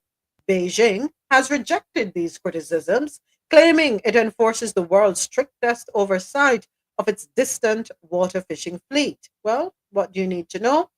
Argentina's Navy has deployed 2 aircraft, a C-12 Huron and a P-3C Orion, along with, or is it Orion, along with 2 corvettes. Oh, yes, they're not cheap. I'm only kidding. For a surveillance and control operation aimed at strengthening its presence in the country's maritime zone and deterring foreign vessel intrusions. This is according to a government statement that was released on Saturday. Come on, China. Don't do that. Don't do that. You don't really have to come this far for lick of fish. Now, I know at one time it was said that people are very skeptical about buying fish that is from China because China does not have the cleanest waters. Yeah. So is it that they're trying to break away from that stigma? I don't know. And possibly when they're packaging their seafood, they'll be able to put on it sourced from the waters of Argentina. I don't know what the motive is, but do better and good job, Argentina, calling them out and protecting your maritime space. That's very important. All right. Any comments on that before I move on to the next article out of Latin America? All right. Next up, spurned by the U.S., some migrants are returning to South America on boats. Good for you. This one, courtesy of CNN.com. A growing number of Latin American migrants who have given up hope of reaching the United States are returning to their home countries in South America through a sea route in Panama, which poses new risks, according to authorities. Instead of trekking through the treacherous Darien jungle between North and South America, as thousands had done on their way to the United States, many migrants are now boarding small boats on Panama's Caribbean coast, making their way toward Colombia by sea. The uptick in boat journeys comes as the Trump administration has been enforcing strict policies to remove migrants from the U.S. or limit their entry. But these boat rides to Colombia, which cover more than 100 nautical miles in a single day, can be dangerous. Last week, an 8-year-old girl from Venezuela died after the boat she was traveling on sank near the community of Mansucum, Panama. And this is according to the country's National Border Service. The boat was one of 3 that had taken off from the port of Llano Carte toward La Miel, Panama, near the border with Colombia. The other 2 boats suspended their journeys due to adverse conditions at sea, but the third continued despite the warnings and ultimately sank. 20 migrants, mostly from Venezuela and Colombia, were rescued after Friday's shipwreck. The Panamanian Foreign Ministry said it regretted what happened and added that the country reaffirms its commitment to international cooperation and respect for human rights, particularly in situations involving people in vulnerable conditions. This is so unfortunate, but I have a question.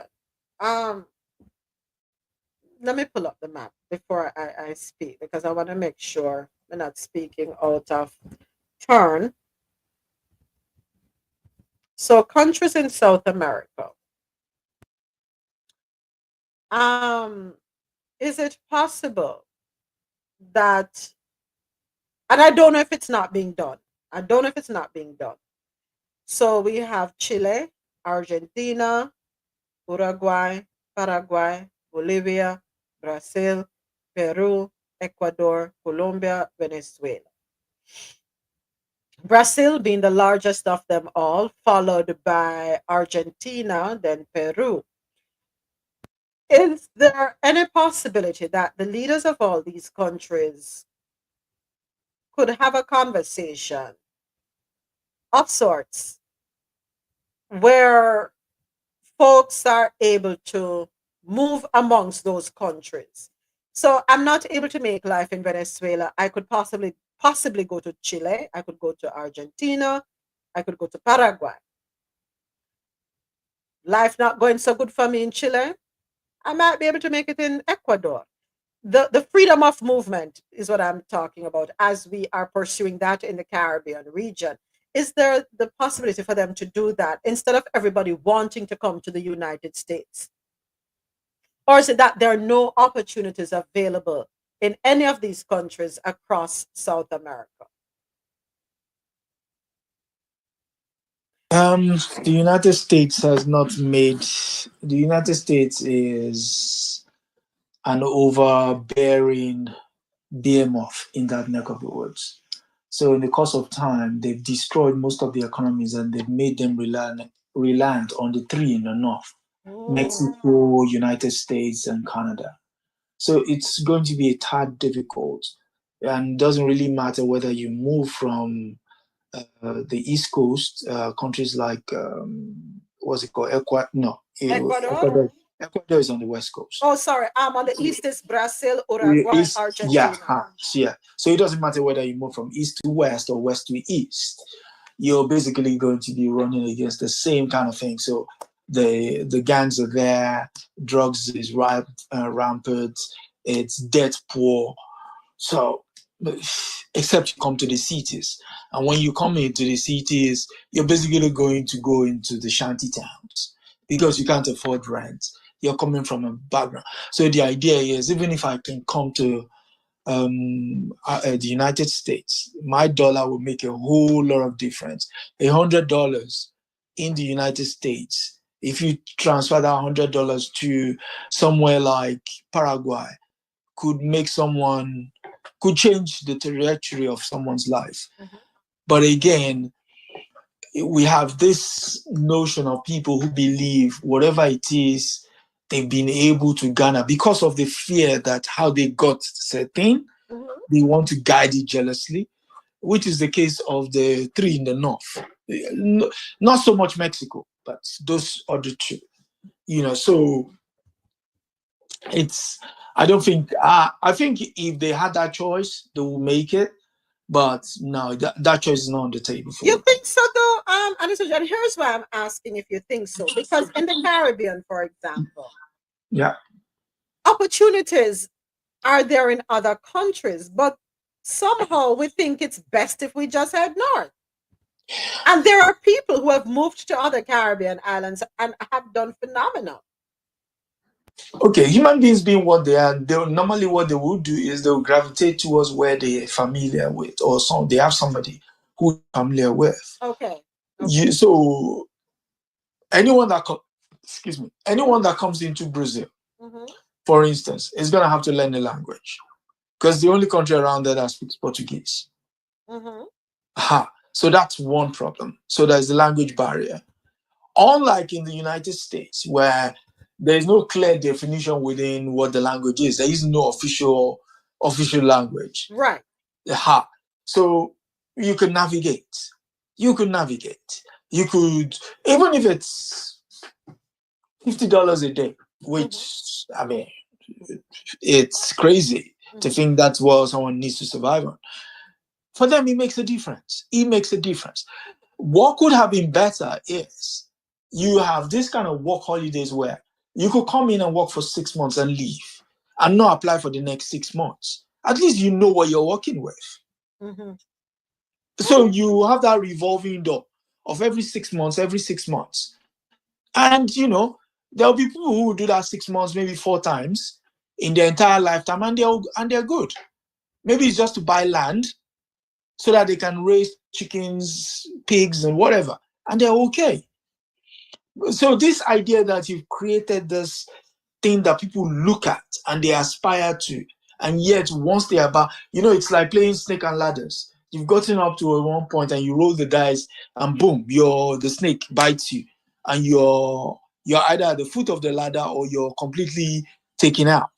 It's not sustainable. People are dying, and this notion that you create this kind of narrative where you rear people to hate each other.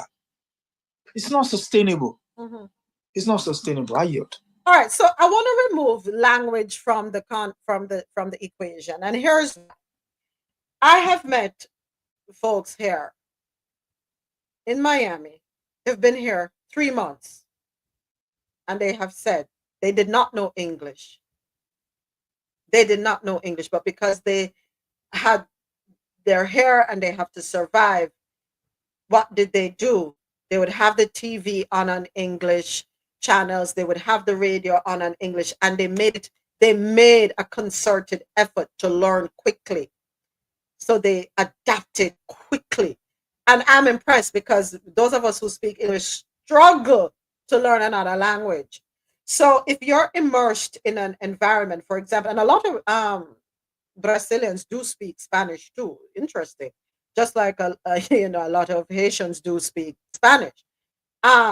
If they, let's say, move to Brazil, won't they adapt? If Brazilians move across the border, won't they adapt? Because you're forced to for survival reasons. So that's what I'm saying. Let us remove language from the equation. No, I mean, you will adapt. Human beings are very adept at doing that. You will adapt. It's just sometimes familiar nature of things. would, make things easier. Mhm. But if needs are must, of course you will adapt. Okay. You will adapt. Okay. But it's just that I'd much rather come to the United States than go to Brazil. So yeah. But you will adapt. You will adapt. Yeah, as I have said this months ago that the US did a phenomenal job with marketing the country and making the world feel that it's the only place where success can be attained. It's the only place where life is for living, so to speak. I mean, you heard what that advert said. The one voiced fronted by the dog killer. What's her name? I've forgotten her name. I don't even remember. When she said, we asked you to go home, and then if you go home, you two can come back and enjoy the American dream. Dream, yeah, exactly. Because all of us are fast asleep here. Exactly. So yeah. So yeah. Oh boy. It is. All right. Our next article out of Las Noticias. Cuba's top cigar maker breaks record with sales of, listen to this, $824 million in 2024.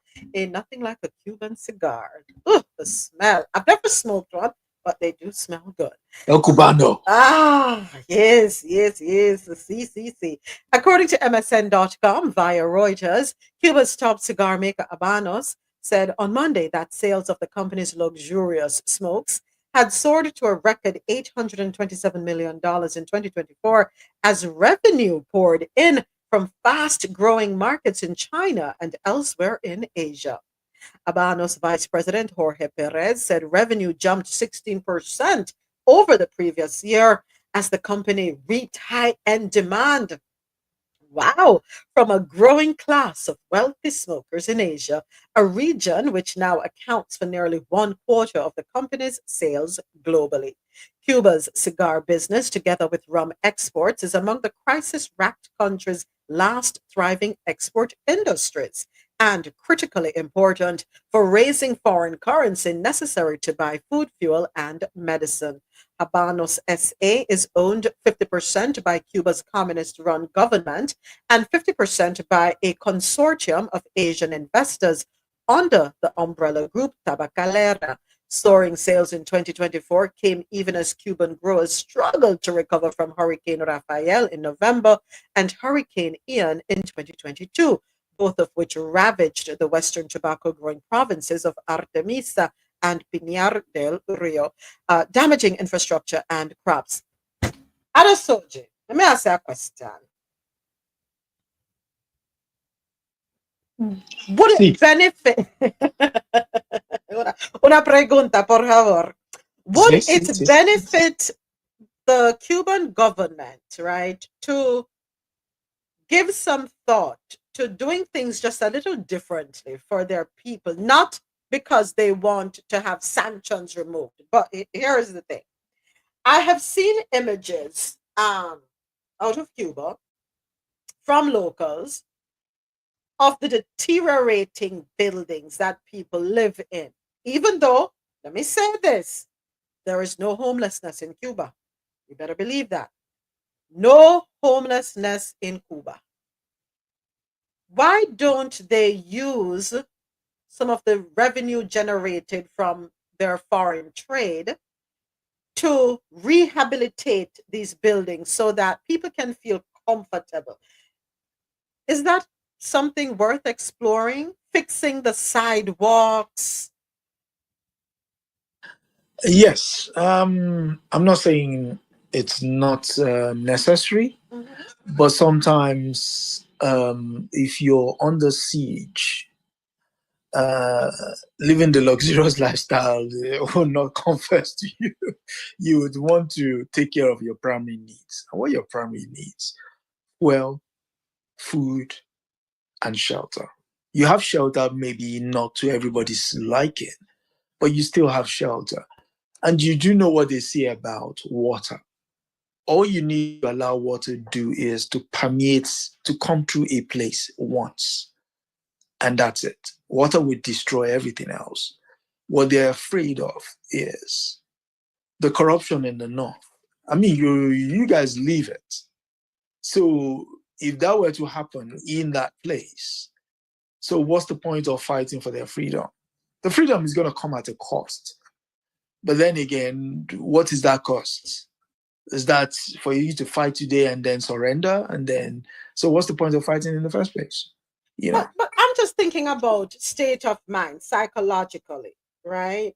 Yeah. Psychological aspect, because when one is in an environment that is habitable, you're able to think, you have more clarity, you feel more comfortable, there's more pride, there's so much that there is the elevation of, and that's what I'm thinking. You feel more human. I mean, I'm not saying your concerns are not warranted. What I am saying is, there are still people who go to Cuba, intellectuals from here. In fact, one of the foremost Pan-African intellectuals there, Hakim Abdi, is in Cuba at the moment. And he's been there for the past 4 months. Right. And he reports regularly and stuff like that. If he's able to survive there and he's lived his life in the comfort, he doesn't even live in London. He lives in the comfort countryside. If he can live there, it's possible to live. I understand what you're saying. You're looking at the Miami skyline or the Florida State skyline and like, this guy's live this kind of lifestyle. But maybe it's not for everyone. It's not. Even the guys who live, I mean, what is it to live in a high rise? You don't even know your neighbors. That kind of lifestyle is not sustainable. It's not. It's not. Stacking people on top of each other, that's not the way to live. It's not human. But somehow the movies, like you said, the music videos have made it cool. But it's only cool if you're just going to spend 2 weeks in there. After 2 weeks, looking out of a glass window, no trees, nothing in sight. Like I was saying, who are you? You lose track of who you are, So I understand, but in the course of time, they've been there now for better part of 60 years. Kudos to them. What I expect is some of the world's leaders to gather enough kahunas and to support them. Even if it's just say your oil needs, I will supply your oil needs at X amount of money. I will support your food, X amount of money. They'll be okay. Because even a place like Nigeria is the one that shocks me the most. The United States cannot, and I repeat, the United States cannot afford to sanction Nigeria. If the Nigerian government said today that they would give Cuba all its needs with regards to oil and what have you, there is nothing the United States can do to Nigeria. Nothing. But for some reason, we don't have those kind of leaders. We don't. And that's the sad part. I yield. Okay.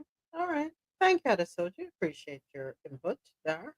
All right. So that story. Well, congratulations to Cuba. Your cigars are world class. And I hope that the sales will continue.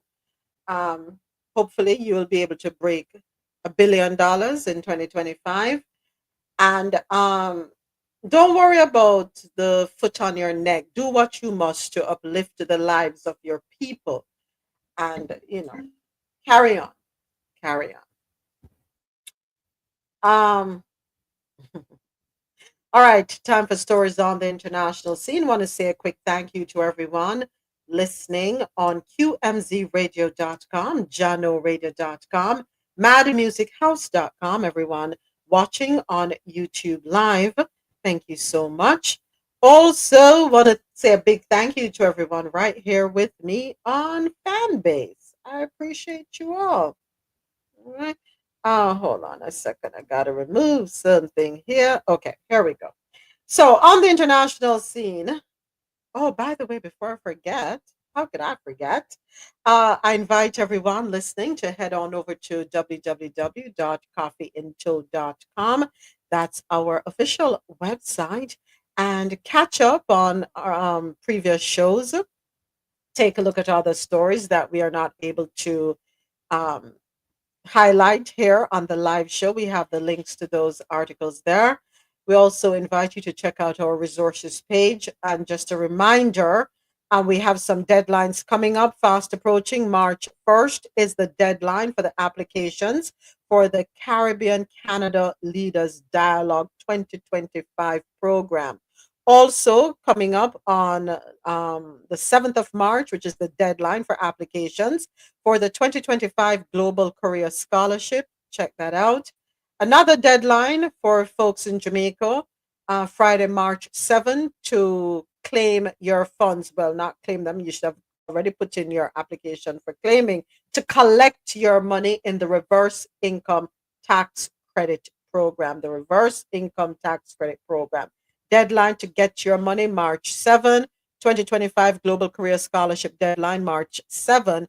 And the Caribbean Canada Leaders Dialogue 2025 deadline is March the 1st, which is what? Saturday. All right. So get the ball rolling.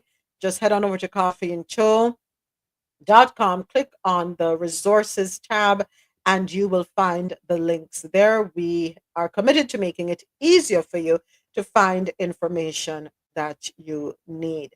Also, while there, head on over to our shop page. And on the shop page, I invite you to click on lormelskinfood.com. There you can place your order for 100% organic skincare and hair care products, lormelskinfood.com. And you can also click on www.grantcoffeehouse.com. Shop today and get 20% off all coffee products. Use the code CoffeeInto20. All right, so that is www.coffeeinto.com. It's a one-stop shop for the latest news, for past stories, as well as resources that you can find valuable and to shop. Okay, so thank you. Oh, one more thing I forgot to mention. My apologies, not bear with the dolly. We also have a subscribe page where you can find the links to the YouTube channels of all our supporters and friends of Coffee Into. You can find the link for Adesoji Speaks Knowledge, Carib 21 Network, Lormel Skin Food, Mad Libran of madmusichouse.com, Naturalist Entertainment of QMZRadio.com, PWG Lens, who is also the owner of Grant Coffee House, Phoenix Media, and Teflon Travels. All right, so check those out. All right, let's keep it moving now. International news. It's time for you. First story out of the international news segment: China approves Red Note's AI translation along with 5 other models. Let me pin the headline here on YouTube. Okay. All right, we'll go ahead and get into this article courtesy of scmp.com. The internet regulator in Shanghai has approved 6 more generative artificial intelligence, otherwise called Gen AI, services for public release, including a translation tool from RedNote, a Chinese social platform that surged in popularity overseas last month amid uncertainties about TikTok's fate in the US. The newly registered services also included an AI assistant for the upcoming Global Developer Conference, which is a 3-day event in Shanghai that kicks off on Friday. Members of Chinese AI startup DeepSeek are set to participate, making it the company's first appearance at a public event since its low-cost, high-performance models captured global attention last month. All right. Make your move, China. Do what you must. Moving right along, Japan and Philippines agree to deepen defense ties due to mutual alarm over China. This article, courtesy of abcnews.go. And it's loading. Oh, so ABC, pull it down. Why you pull it down, ABC? Why you do that? So now you have to send me Dumpster diving. All right. Okay. Japan and the Philippines agreed on Monday to further deepen their defense collaboration and talk about protecting shared military information in the face of mutual alarm over China's increasing aggressive actions in the region. Japanese Defense Minister and his Philippine counterpart forged the agreements in a meeting in Manila, where their concern over China's actions in the disputed South China Sea and East China Sea was high on the agenda. Japan and the Philippines are treaty allies of the United States, and the three have been among the most vocal critics of China's assertive actions in the region, including in the contested waters. At the opening of the meeting, the Philippines was looking forward to boosting defense relations with Japan against unilateral attempts by China and other countries to change the international order and narrative. Next up, more pressure on Rwanda as Congo says rebel uprising has killed over 7,000 people this year. Article courtesy of www.yahoonews.com. More than 7,000 people have died this year as Rwanda-backed M23 rebels have captured unprecedented amounts of territory in mineral-rich eastern Congo. This is according to Congo's prime minister in a statement on Monday, as the European Union announced it would review an agreement with Rwanda on critical raw materials. Judith Tuluka told the UN Human Rights Council that the security and humanitarian situation in the region has reached alarming levels. The conflict has accelerated in recent weeks, with the rebels taking the key city of Goma in January and Bukavu, another provincial capital, this month. M23 is the most potent of the armed groups vying for a foothold in Congo's east, which has trillions of dollars of mostly untapped mineral wealth crucial to the world's technology. I have my thoughts on that, but wherever there are resources that are necessary for the economic advancement of first world countries, you are going to find the upending of lives. Let me just put it that way and leave it like that. We need to stop interfering and deal honestly and above board with countries and understand that human beings live in these areas as well. Going underhand and under the table only serves to ruin communities, villages, families, so that you can continue to maintain your position as a first world country, and capitalists can continue to revel in the what you call it, the revenue that they're able to generate, and compete as to who can be the wealthiest organization or executive. Just follow the dots, connect the dots. Wherever you have resources, there is always war. And what Congo and Rwanda need to recognize is that you're all the same. The goal should be to come together and work and face the outsiders. Let me just put it that way. Yeah.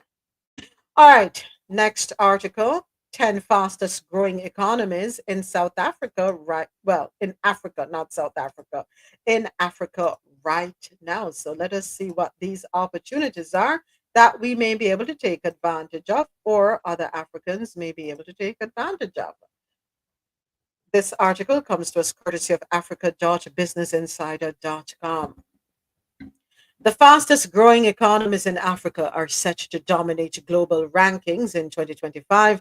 This is according to a recent report by the African Development Bank, with policies aimed at improving the productivity and competitiveness of domestic productive sectors, agriculture and manufacturing, and with strategic investment to speed up structural transformation, growth in most of Africa's regions and country groupings is expected to increase in 2025.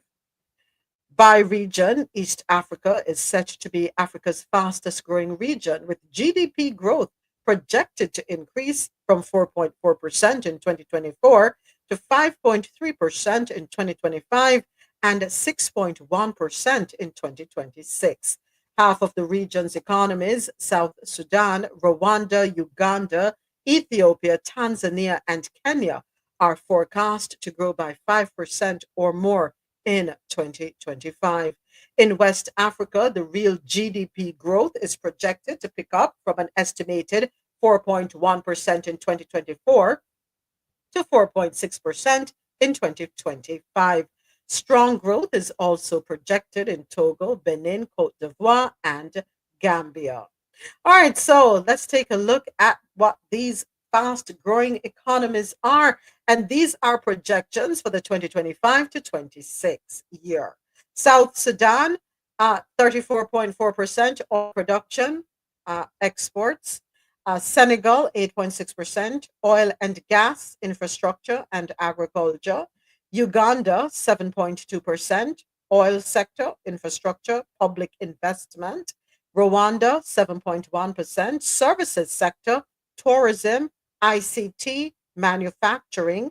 Niger, 6.9%, sorry, oil expansion, mining, infrastructure. Djibouti, 6.9%, trade logistics and port infrastructure. Togo, also 6.9%, with industrialization, logistics, and energy. Ethiopia, 6.6%, manufacturing, infrastructure, digital economy, and Benin, 6.6%, agriculture, port investments, and reforms. These fast growing economies highlight Africa's economic resilience and potential. With continued investment, infrastructure development, and policy reforms, many of these nations are set to become major economic hubs in the coming years. All right, I'm liking it. Yep, I am loving this. So again, folks, the top 10 countries with fast growing economies, in Africa. Number 1, South Sudan. Number 2, Senegal. Number 3, Uganda, followed by Rwanda, Niger, Djibouti, Togo, Ethiopia, and Benin. And I think it's safe to say that we have to thank the young people. Africa has a very young population, bright minds, futuristic of sorts, if you want to say that. Many of the young people, I will let you know, have gained education outside of Africa and have taken their resources, meaning their skills and their talent, insight and foresight, back to Africa to build up their countries. Yeah. And a lot of them too, they have their connections, other Africans outside of Africa who send their resources back to Africa to build up these economies. So we welcome the growth opportunities. And of course, we've been saying that, this is the time for Africa to rise up and change the narrative about the country. And, if people in the West can see value in the East, it's time for people in the East to see the value in themselves. People will tell you, Africa is poor, but them no one left. They're clamoring to be there. Again, a marketing plan to pull you out of your country while they go in. So you live to make way for them. No, stand and build your countries. Stand and build your economies. All right, so that article closes out the stories on the international scene. Up next, stories out of North America. Not much going on here. Well, we know what's going on here, but we try not to talk too much about what's going on. Our first article, where are you? Where college-educated Americans move to? Miami, New York, Dallas. Where are they headed? Let's see if we can find out in this article. And let me pin the headline. Article courtesy of Axios.com. College-educated Americans moving to other cities over Miami. I can't blame them. Miami ranked lower than New York City, Washington, D.C., and Dallas as the hottest destinations for college-educated Americans leaving their home county. And this is per the latest census data. Why does it matter? Well, white-collar workers tend to go where they think the jobs are, and cities are constantly competing to attract well-paid professionals. And of course, the tax revenue they often bring. Well, by the numbers, among Americans aged 25 and up with a bachelor's degree or better who moved to a new county in 2023, 6.1% went to NYC, yay, yay, 3.5% to DC, and 3.2% to Dallas. Guess how much came to Miami? 1.7%. Well, you know what, Miami? That's all on you. With your overpriced properties, you know, the fake lifestyle. Yeah, Miami has a lot of fakeness, but you better believe it. A lot of pretenders live in Miami. Yep, you better believe it. A lot of wannabes are in Miami. Oh, check out social media. You'll see. Trust me. Also, Miami has outpriced the natives, the locals.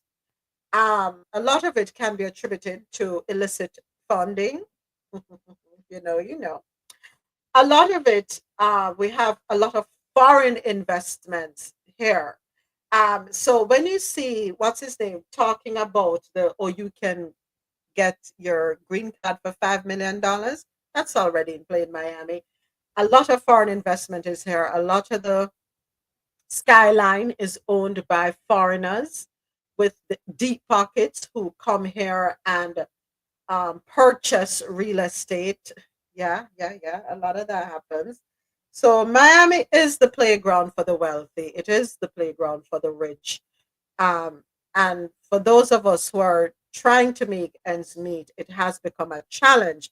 But many of us opt to stay because some of us can't deal with weather north, the weather in the north. We're tropical, and it is what it is. It is what it is. But Miami, you got to do better, my friend. I don't know how much better it's going to get, though.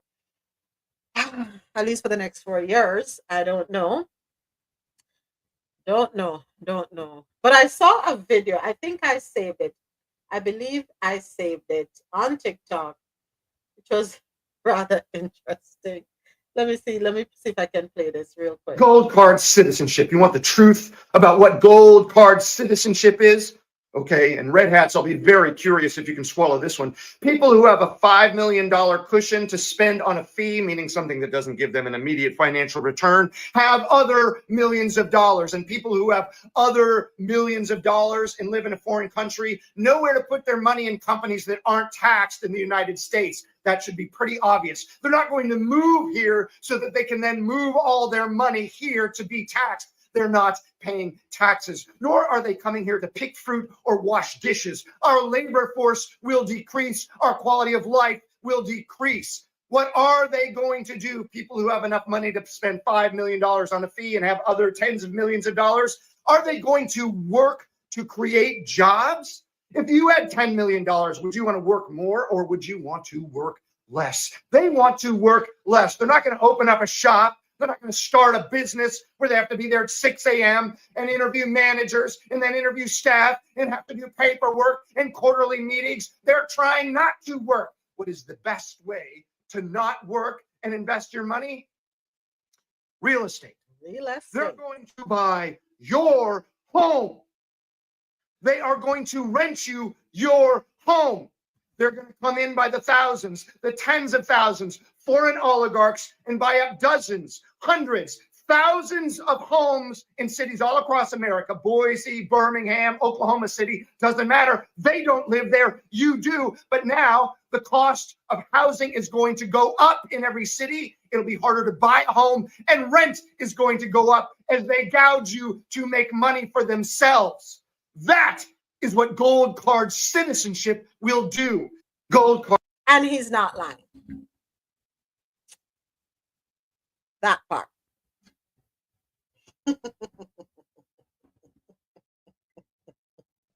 Who was that, Moments? The Gray Canary. That's his handle on TikTok. What's up? Talk to me, John. But he's not lying. No, he sound like the WWF wrestler. No. It's an older guy. But he's absolutely right. He is absolutely right. I can talk about Miami. Miami has a lot of homes that are vacation homes, quote unquote. A lot of real estate bought up by wealthy people outside of the country. They don't live here. And they're not going to live here either. Because why would they come here when life is good elsewhere? Have you seen rent in Miami? Yeah, and many of these properties are owned by overseas people. So what opportunities are these $5 million gold card citizenship people gonna extend to the rest of us? Okay, let's say they may open up something just to, get by. They may do that. They may. Don't hold your breath. Purchasing your green card has been a program since 1990. It's called EB-5, Employment-Based Fifth Preference Immigrant Investor Program. And it allows a foreign national to literally purchase their green card for an amount of either $800,000 or $1,050,000. They get a 2-year conditional green card to demonstrate that they're going to hire at least 10 United States citizen or lawful permanent resident workers. And then 90 days before that 2-year conditional green card expires, they have to show the government that they have complied with all of the conditions. And then they get a 10-year green card. The new gold card that President Trump mentioned is for an investment amount of $5 million. And we don't know whether or not this is going to change the EB-5 program or whether this is going to be a separate program for investors to be able to get that special gold card. But he's going to release the details in the next 2 weeks, and I'll keep you guys posted. All right. So remember yesterday I told y'all that this program has been around forever? That's an immigration attorney. Thank you. So where the money is going? I don't know. And when you have money, you'll call a foreign nationalist, but when you don't, you just call an immigrant? Yes. Yeah.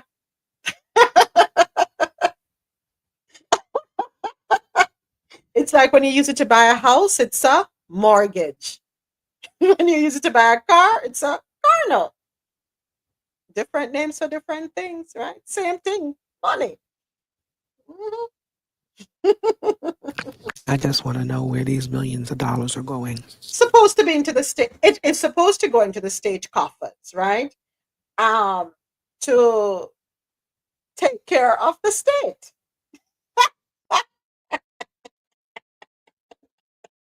They need to use it to pay down some of our debt. What debt? We don't have debt. We're owned. Remember who owns us? You remember the rundown of the countries that we had that we owe? No, we're not. They own us. Because we ain't never going to pay off that debt. It ain't never going to be paid off. They want us to feel they're going to be paying down the debt. It ain't going no debt now going nowhere. Me don't love to see this administration clear the debt or pay it down significantly.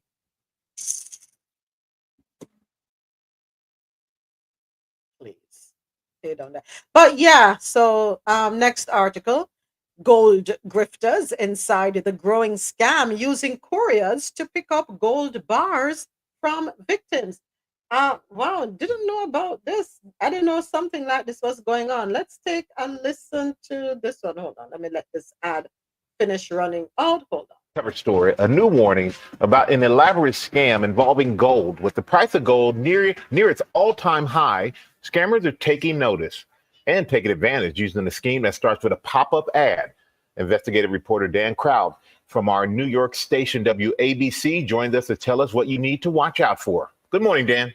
Good morning, Michael. Law enforcement says they've never seen anything like it. An international fraud ring where scammers are sending couriers posing as federal agents around the country to pick up gold from people.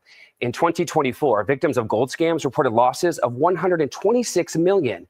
Those especially vulnerable, retirees who use the internet.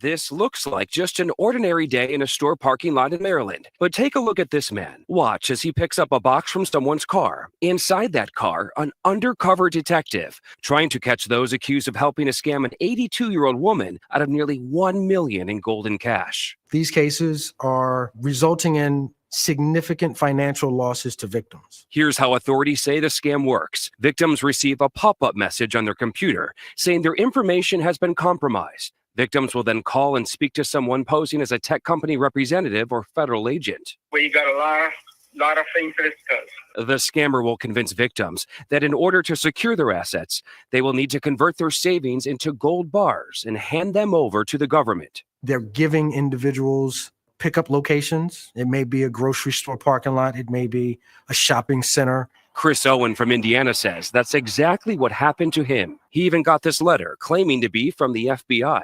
I bought the gold bars. I put the package in the back window as required. I asked you for my agent. He nodded. He never said anything to me. He then drove off. Owen soon realized he'd been scammed.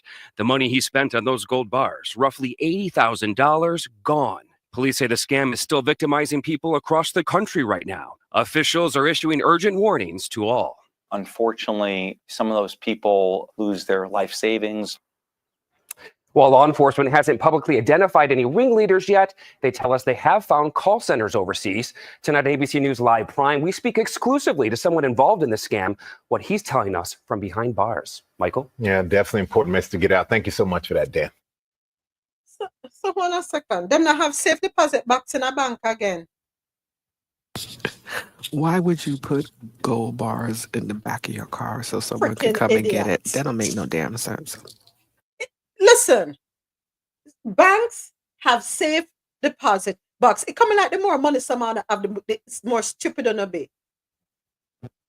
There's a thing called no thank you. Everything on a fall for. On not talk to nobody else. No, on just jump. Whereas I don't know. Safe deposit boxes, they have them in different sizes. Do exist in financial institutions. You get a key, the bank keeps a key. You go there, some banks require that you schedule an appointment so that you can go into your safe deposit boxes. You can keep documents, you can keep jewelry, you can keep whatever precious and sensitive things you have. These safe deposit boxes are fireproof.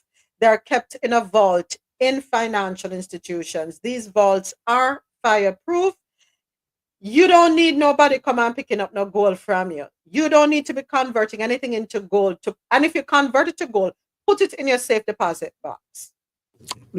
Put it in the safe in your house. Or that. If you don't want it in your house because you don't want to be a target, that is, right? But and somehow I'm finding that a lot of people with money, I don't know, a lot of people with money keep falling for things really easy. Is it because on want more on top of plenty? I don't know what it is. I think so. It's greed. Greed. Yeah. Greed. You have enough. You know, take the little pennies where you can get. Sometimes running down the thousands is not the best way to go. And far too often on the news, and let me tell you something, nobody no watch news more than all people, you know. Nobody no watch news more than the elderly. Them have to watch news. You see, my mother not call my mother 7 o'clock. News I watch. Don't call her 7 o'clock at night. And if you call her 7 o'clock at night, she gonna tell you, I cannot speak to you right now. I have to watch the news. I have to hear what's going on. When my father was alive, Lord Jesus, news kill you. From the man get up in the morning. Him turn on the stereo in the bedroom. I don't know how my mother deal with it. Turn on the stereo in the bedroom, you hear it come out. News. When him leave the bedroom, turn it off, he leave it on and he take up him transistor radio. He gone outside, put on his water boots and go and survey what him have to survey. News. When him ready for go work, and if him coming at the kitchen, whoever in the kitchen, they're gonna have a transistor radio and for news. Oh, people, may I tell you. When the man leave for guy office, news in our vehicle. When he reach our office, he have transistor radio and plus TV. News. Nobody no watch news like all people. And you got to tell me all the news what you watch, you still a fall for the foolishness. None of you have no young people, you no family one can pick up the phone and call and say, hey, I got this alert. Because I tell you, my mother will come and she's like, hey, I got this. I say, Mommy, not even open that. She said, that's what I thought. So you got to say, you don't have nobody, no pitney, no grand pitney. Nobody at all want to can pick up the phone and call and double check. I sound hungry for more money. Sometimes I feel bad. I empathize with you. I really do empathize. That you would have thought there'd be more wisdom at play. And forgive me if I am missing something here. But we have to be more vigilant. And what we have to do as younger folks is look out for the elderly in our lives. See to it that we're reminding them not to open up certain emails, not to answer the phone for numbers they don't know. Just be careful. If they're not sure, reach out. If you get an alert from that your bank is, not even touch that. You reach out to your bank. We have to protect our elderly. But elderly, it really makes sense. You're driving to a Target parking lot and somebody go and take it from you there. No, meet me at the police station. Or not even say police station. Just give them an address and tell them to meet you there, so. And when they pull up and say a police station, tell them must come inside. No, you're going to be inside. They must come inside and meet you there. You see how quickly them hitch a reverse and gone. Probably it's just me. I don't know. Next up. Super exciting visit of dolphins to the East River. And that offers hope of a cleaner New York. New York, y'all cleaning up there. This article, courtesy of The Guardian. When New Yorkers were graced by the presence of 2 dolphins in the city's East River earlier this month, marine experts said such a sighting was rare, but also a sign that this spring and summer season could be a good one for spotting more marine mammals, both great and small.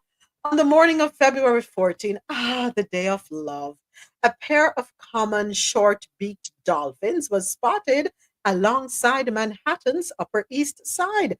Experts tracking them observed that they lingered until February 17, swimming up and down the fast-flowing channel that divides Manhattan from the boroughs of Queens and Brooklyn and is lined with skyscrapers. Interesting. We received a few reports that morning that people driving along the Franklin D. Roosevelt East River Drive saw dolphins jumping in the water. That's according to Chris St. Lawrence, a researcher and a spokesperson for Gotham Whale, a local marine tracking and research organization. He says we take these things with a grain of salt, especially when there aren't any photos. So I went out there and I was able to see this pair of dolphins. And they spent the entire day right there. According to St. Lawrence, common short-beaked dolphins are not a species that residents would typically see in New York City's inner waterways. This is a species that we see here in New York year-round, but they are usually found further offshore. So I wonder how they ended up. Oh, they said they were probably pursuing dinner. I guess they spoke to them. Is it that the waters in New York are being cleaned up? The rats up there are doing a better job of seeing to it that people are not polluting the waterways. Ja, is that what's happening up there in New York? Any possibility? Dolphins are beautiful. They are said to be the most intelligent mammals. Is that true? Not sure. But they're said to be the most intelligent. But pay attention to nature. And this goes back to the show Adesoji had yesterday, where about Nani and the Maroons, where his co-host or co-presenter Aya did a phenomenal job embodying the character of Nani. We need to pay attention to nature. The animals tell us what's going on. Instead of oohing and eyeing, I think what we need to do is do some research to find out why they're there beyond looking for food. Climate change has a role to play in when we see mammals in certain spaces they're not normally seen in. Not only climate change, piracy has a lot to do with it too. Yeah, they're escaping something. It was funny when Aya spoke about rain and being able to smell the rain and know when it's coming. And I know, was it last year or the year before when I brought that up, that I know when rain is going to fall? I think some of you laughed at me. What do you mean you know when rain's going to fall? Yeah, you can smell it. But we have become now so reliant on technology to tell us when rain is going to fall. We know what's going to happen based on the clouds. We know if the clouds are fast moving, well, the rain is not going to fall over us. It's shifting elsewhere. How heavy the clouds are, so on and so forth. If we pay attention to the birds, even the ants, if we pay attention to the ants and how they move, we can tell when something is off. Yeah, so do a deeper dive, researcher up there. You may find that it's more than them looking for food, maybe something else. Okay, and if it's if it is that they're looking for food, let us talk about the pollution that possibly needs to be cleaned up, that is damaging the ecosystem and the marine life up there. Yeah, so just something for us to pay attention to. All right, next up, Kathy Hochul. She has a message for Doge impacted federal employees, and I think we have a soundbite for this one. Yes, we do. I just need the at least Kathy's saying, come to New York. We got a job for you. You know, it has, I think it's over 200,000 people I saw have lost their jobs so far. And this is just ridiculous. Really, yeah, I'm waiting for this ad to finish running. Bear with me 1 second. Okay, so I'll start reading. Article courtesy of CBS News. New York Governor Kathy Hochul wants to hire federal employees. And these are the federal employees who have been fired as a result of cuts spearheaded by Elon Musk's Doge. Guidance on Elon Musk's ultimatum to prove their work or be fired. And for those already fired, New York State is offering a hand up.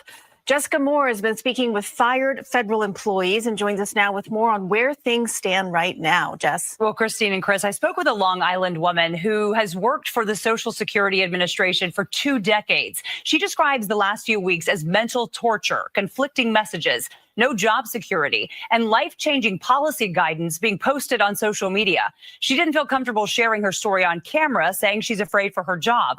But today, some people who have already been fired rallied together to figure out what's next as the White House struggles to provide clarity. From the White House to the State House, everyone seems to have a message for federal workers on the heels of Elon Musk's email asking for 5 things they accomplished last week or they'd be fired. This is to ensure that federal workers are not ripping off American taxpayers, that they are showing up to the office, and that they are doing their job. The federal government might say you're fired, but here in New York, we say you're hired. Governor Hochul encouraging any of the thousands of already fired federal employees to come work for New York State. Many were terminated before Musk's email even went out because they were considered unnecessary. We love federal workers. Whatever your skills, we value public service. The White House saying Tuesday each agency head is ultimately responsible for hirings and firings, leading to conflicting emails like these sent to a Social Security Administration employee, first directing her to respond to Musk's email and then another email telling her not to. The president, again, has entrusted his cabinet secretaries to oversee their workforce. That's why he nominated them to be cabinet secretaries. And so federal workers can be directed to their agency leadership. As dozens of fired federal workers descended on the Capitol, pleading their case to lawmakers, others gathered on a Zoom led by Democratic Congressman Ro Khanna. They're speaking not just for themselves, they're speaking for thousands and thousands of federal workers who have been unfairly and unjustly fired. I had no idea that without due process that I could just be terminated out of the blue. How do we pay the mortgage, and how can I take my kids to the emergency room if something happens? Several begging the man they voted for to give them their jobs back. I would just ask President Trump and anybody else that might be in charge to reconsider your decision. I don't think it was effective in anything you stated as your goal. And President Trump, as you know, has so far applauded Musk's efforts to whittle down the federal workforce, even encouraging him to be more aggressive. The White House today also confirmed Elon Musk will attend President Trump's first official cabinet meeting tomorrow, even though he's definitely not a cabinet member, rather a special government employee. Chris and Christine? Jessica, thank you. A lot to work out. Yeah. Thank you, Jessica. Virginia's governor also trying to recruit federal workers who've been fired. The state launched a website called VirginiaHasJobs.com. It offers free job support and resume review, plus links to openings. Virginia's governor said it's intended to be a resource for employees who were part of the cuts, but he has drawn some criticism for still expressing support for those DOGE cuts. And consumer confidence has dropped 7%. That's the biggest decrease. Me different. Me not beg nobody back for nothing. And that might be the wrong attitude. Did they ask them who they voted for? I'm just being facetious. I'm sorry, Jamina, beg nobody back for a job. God will make another way. Because it's when you go back and beg somebody back for a job, you make them feel you're giving them power over you. For me, the difference here is your actual manager didn't fire you. Some oligarch did. So it's technically not begging. So what is it then, Ja? Like the man said, it's making sure that I can pay my mortgage. If they call me back, I'm not saying I'm going to ask for it back. If they call me back, I can pay my mortgage. I can take my child to the hospital until I find something else, or just stay there. I don't know. You know, most families will lose their home just from a month a check, 1 month or 2 months. The majority of us would not be able to survive without that money because you barely have any savings. So is it that we're saying that we don't trust God to open up another door for us? Because in this case, Kathy and Virginia, and I'm sure other states are opening up. I don't know. I have to explore the options before me crawl back. I don't know. No, yeah, I'm not saying don't do that. But if it's Monday and you can get your job back on Wednesday, would you go get your job back until you can make other plans? And I guess you have a point. Okay. Would I be able to really function knowing that there is the threat that this rug can be pulled from under me again? Okay, so they take me back and then next week tell me you're out again? Well, once you got fired, you should have already started making, honestly. You should have started making plans. Yes, thank you. Thank you. So, yep. Came across this video too, John. Let's take a listen at this. this young lady? Back in 1992, when I first joined the military, and I pledged my oath, right, to defend the Constitution of the United States against foreign and domestic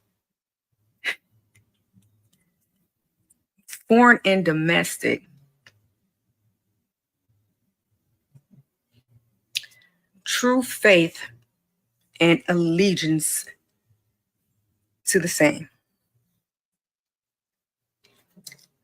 I made the same oath as a civilian in 2005, a federal employee.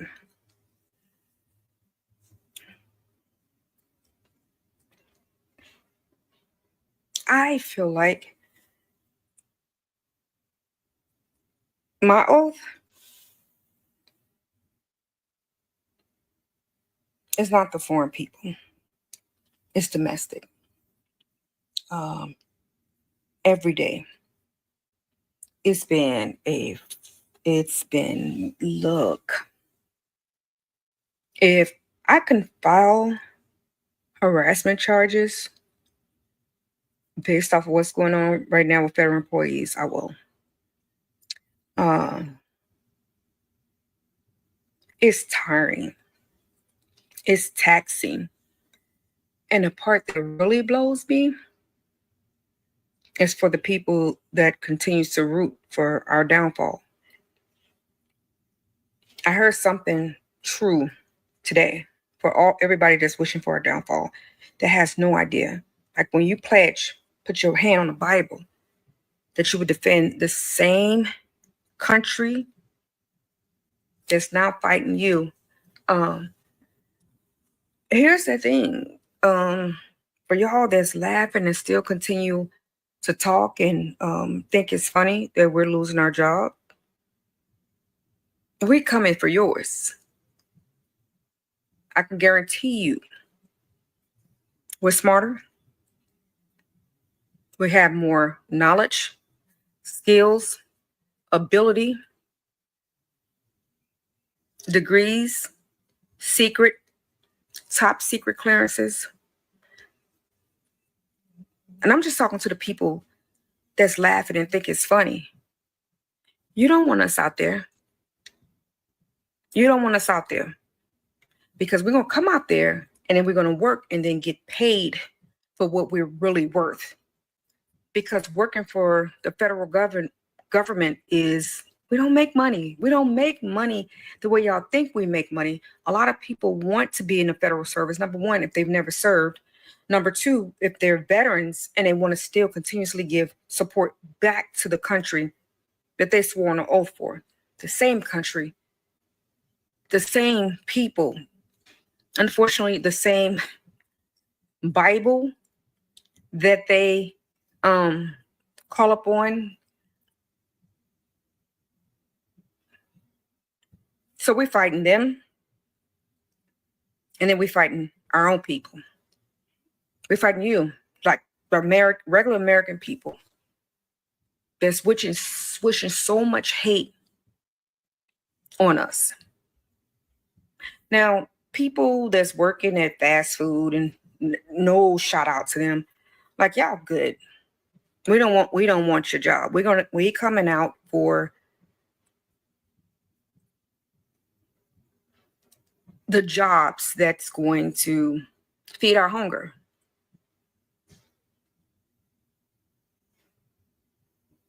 That's what we're coming for. So be careful what you ask for. And since we have to fight domestically, and I hope my military brothers and sisters that are still currently active duty remember that oath. Foreign and domestic. Not one man did we swear our allegiance to over the Constitution.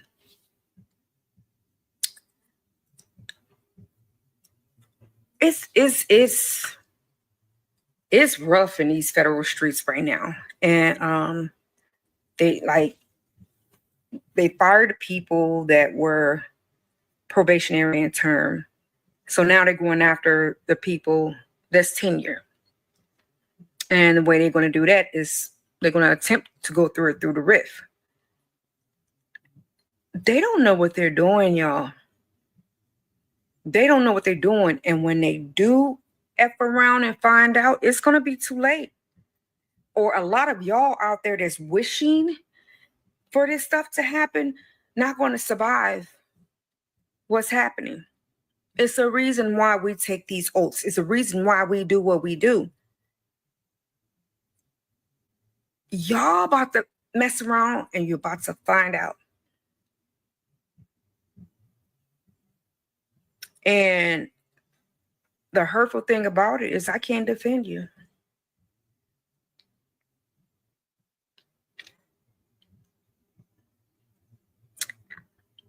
I can take care of my own if it comes down to it.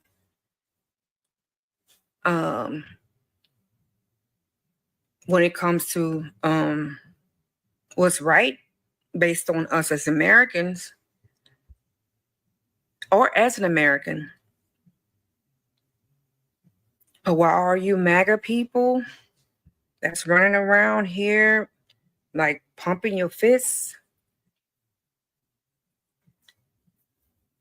He's coming for you next. This man has legit fired more Americans than he have arrested illegal immigrants. I'm gonna say it again. He has fired more Americans than he has arrested illegal immigrants. And the grocery prices hadn't went down. As a matter of fact, eggs are going to go up more soon. The meat has already gone up. So what happens when people feel like they now have to survive?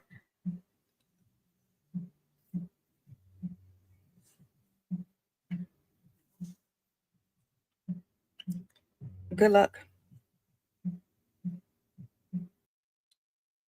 And talking about feeling it, Congresswoman Jasmine Crockett had put up a post saying, "This is what a deal with the devil looks like. At House GOP just voted to cut Medicaid, SNAP benefits, yes, school meals, and housing assistance, all in exchange for giving corporations and billionaires a tax cut, all at the expense of the middle class."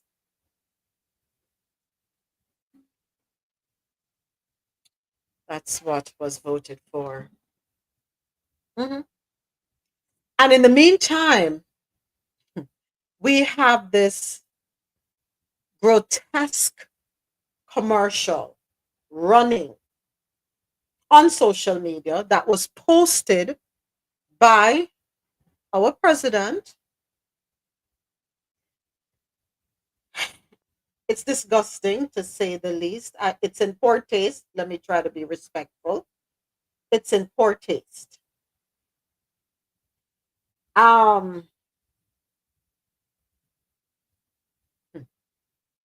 Really in poor taste. And then we have Marjorie Taylor Greene saying, oh, by the way, is Marjorie Taylor Greene a federal worker? Marjorie Taylor Greene is a federal worker, but yet she's saying federal workers don't deserve their paychecks. So, hey, if you're going to say that, Marjorie, hold on, let's take a listen to Marjorie. You can protest all you want, but the American people disagree with you. You're protecting the bureaucracy. The bureaucracy is not a business. Those are not real jobs producing federal revenue. By the way, they're consuming taxpayer dollars. Those jobs are paid for by the American tax people who work real jobs, earn real income, pay federal taxes, and then pay these federal employees. Federal employees do not deserve their jobs. Employees do not.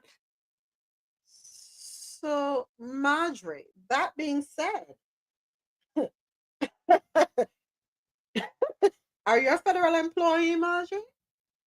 Are you paid by federal tax with federal tax dollars? So that would mean you don't deserve your job.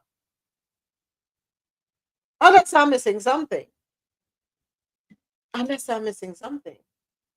I must be missing something, because how are you going to say that, Marjorie, when you are a federal worker? You too benefit from federal tax dollars. Okay, all right. Anyway, this grotesque ad, I don't know if you've seen it. It was posted. It's an AI generated video. Bringing the light for all to see. No more tunnels, no more fear. Trump God is finally here. Trump God's a shining bright, golden future, a brand new life. Feast and dance, the deal is done. Trump God's a number one. Trump God's a shining bright, golden future, a brand new life. Feast and dance, the deal is done. Trump God's a number one. Yeah. So Trump posted an AI generated video showcasing his vision for a future of Gaza, shared on his Truth social platform on February 26, 2025. The video reimagines the war torn region as a sleek, modern metropolis, complete with towering skyscrapers, luxury beaches, and lively promenades.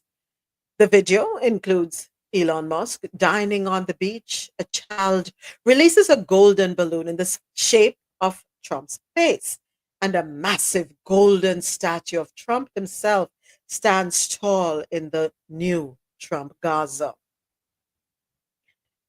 The visuals also show Trump dancing in a nightclub and lounging poolside with Israeli Prime Minister Benjamin Netanyahu. Here's what I'm going to strongly recommend. Since the Heritage Foundation claims to be a Christian group and they're trying to instill Christian values, Heritage Foundation, I'm going to implore you to pick up your Bibles, go back to the Old Testament, and learn what happened to the people who build up the gold statues to worship. Be careful. Be very careful.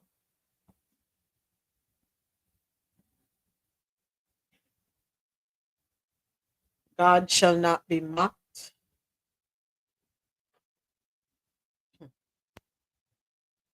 Be careful.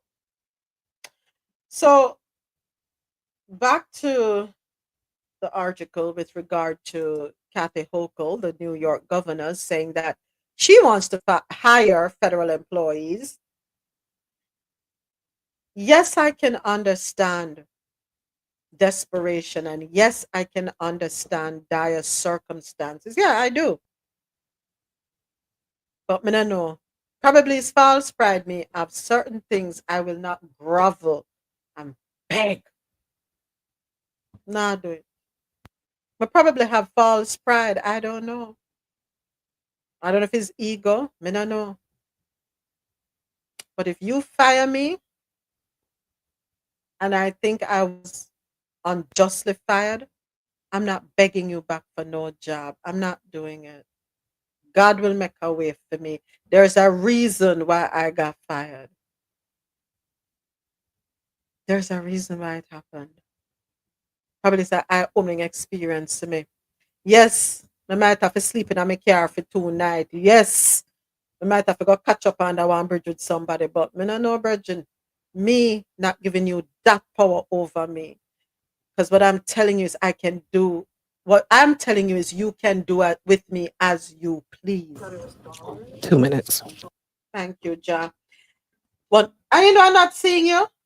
Okay, I guess fan base acting up. I appreciate the time check. All right, and this is where we come to the end of our internet radio live stream. We will be continuing on face on fan base where the conversation happens, and we invite you also to join us on the YouTube live channel here on Coffee Intro on YouTube Live. I want to say thank you to everyone who listened on QMZRadio.com for quality music while you work or play. Our listeners on JanoRadio.com, your non-stop party vibe station, and everyone listening on MadMusicHouse.com for any genre, anytime. We will be back with you tomorrow morning, God willing, 9 a.m. Eastern. In the meantime, hop on over to YouTube Live and you can continue to watch there. Also, like, share, comment, and more importantly, subscribe to the Coffee Until YouTube channel. All right, everyone in Internet Radio Land, thank you once again. We will be back with you tomorrow morning, 9 a.m. Eastern. Take care. Thank you, Ja. Thank you. Yeah. God bless my curry. My thing with I'm saying Woo, let me close out that. Sorry. Go ahead. we may have to reprint it. I'll be back. Okay. Okay. So we'll keep it moving until Jazz circles back to us. That article closes out our stories out of North America. It is now time for our business and tech segment. Yeah, business and tech news is what is up next. Business and tech news brought to you by Grand Coffee House. Grand Coffee House. The world's best coffee from our farms to your cup. It's Grand Coffee House.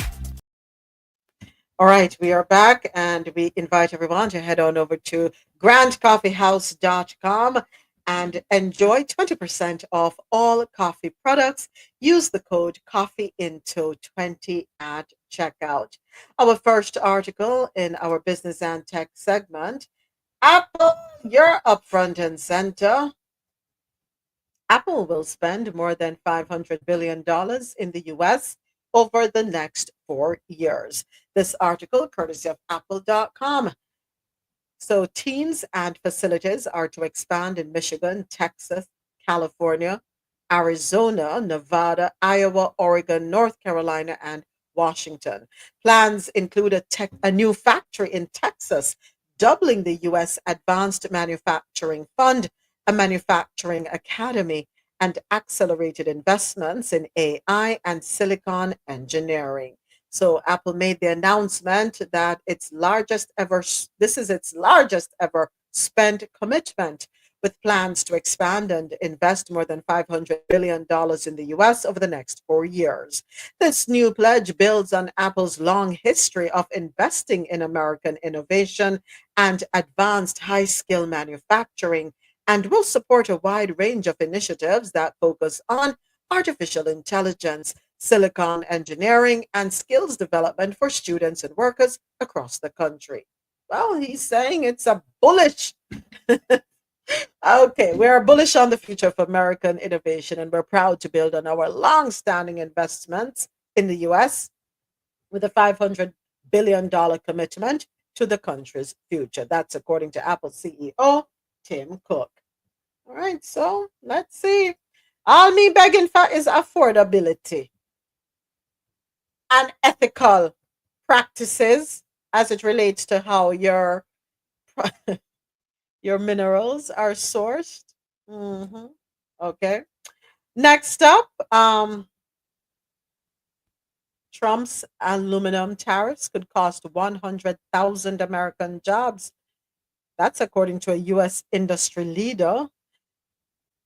This article, courtesy of CNN, President Donald Trump's plan to impose a 25% tariff on all imported aluminum could cost 100,000 American jobs, the CEO of the largest U.S. aluminum makers warned on Tuesday. The new tariff rate, a 15 percentage point increase from prior levels that does not permit any exceptions or exemptions, is set to go into effect next month. It's part of Trump's aggressive strategy to beef up domestic manufacturing, but risks sparking a global trade war. The tariffs would destroy about 20,000 direct U.S. aluminium, industry jobs and could result in 80,000 indirect jobs being eliminated in the USA. This is according to William Oplinger, CEO of Alcoa, speaking at the BMO Global Metals and Mining Conference. It's bad for the US. In total, the aluminum industry directly employs 164,000 workers in the US and indirectly employs an additional 272,000 workers within industries such as mining, construction, and manufacturing. Well, he's right on track. I mean, over 200,000 federal workers gone. The goal is to unemploy, not have people employed. Isn't that part of the plan? I think we're trending in the right direction. Ruin lives, ruin economies. That's how we do. It's the American way. Get on board. What are we worried about? 80,000 people going to be out of, 100,000 people could potentially lose their job. What do we care? And everybody remains silent, right? Yeah. Uplinger, did you by chance contribute anything to the campaign last year? Just wondering. Because what I find rather annoying, or I would find annoying, is if it would come to the forefront that you all thought he was bluffing. One thing he's doing is delivering on his promises. You all thought he was bluffing and went along anyway. You all didn't run the numbers and decide, no. Let's all have a meeting with him before he actually gets in office. Let's see to it that we protect the economy by protecting American jobs. No. We only thought about the gains that could possibly be had, not recognizing that there'd be no gains. But anyway, what do I know? Nothing. It's amazing how CEOs didn't crunch the numbers, did not have conversations about the possible repercussions. They didn't. Clearly, they didn't. And I'd be disappointed to know that y'all did all of that and still went along and supported the decimation of an economy, of people's lives. What do I know? Next up, U.S. consumer confidence plunges. Well, what do you think? Plunges in February in its biggest decline in 4 years. Look at that. Look at that. In 4 years, the worst. According to theguardian.com, U.S. consumer confidence plummeted in February, the biggest monthly decline in nearly 4 years. That's according to a business research group on Tuesday, with inflation, yes, that word, seemingly stuck, and the trade war under Donald Trump seen by a growing number of Americans as inevitable. The conference board reported that its consumer confidence index sank this month from 98.3 to 105.3 in January. That's far below the expectations of economists who projected a reading of 103, according to a survey by FactSet. The 7-point drop was the biggest month-to-month decline since August of 2021. Markets on Wall Street immediately drooped. The S&P 500 fell 0.7%, while the Dow Jones Cavendish Industrial Average slid 1.7%. The Nasdaq declined 1.4%. Respondents to the board's survey expressed concern over inflation, with a significant increase in mentions of trade and tariffs. Well, they didn't see this coming.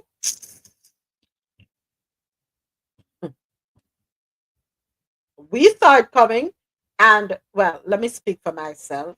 I saw it coming, and I'm not an economist. And I will say, yes, we saw it coming here on Coffee and Dough.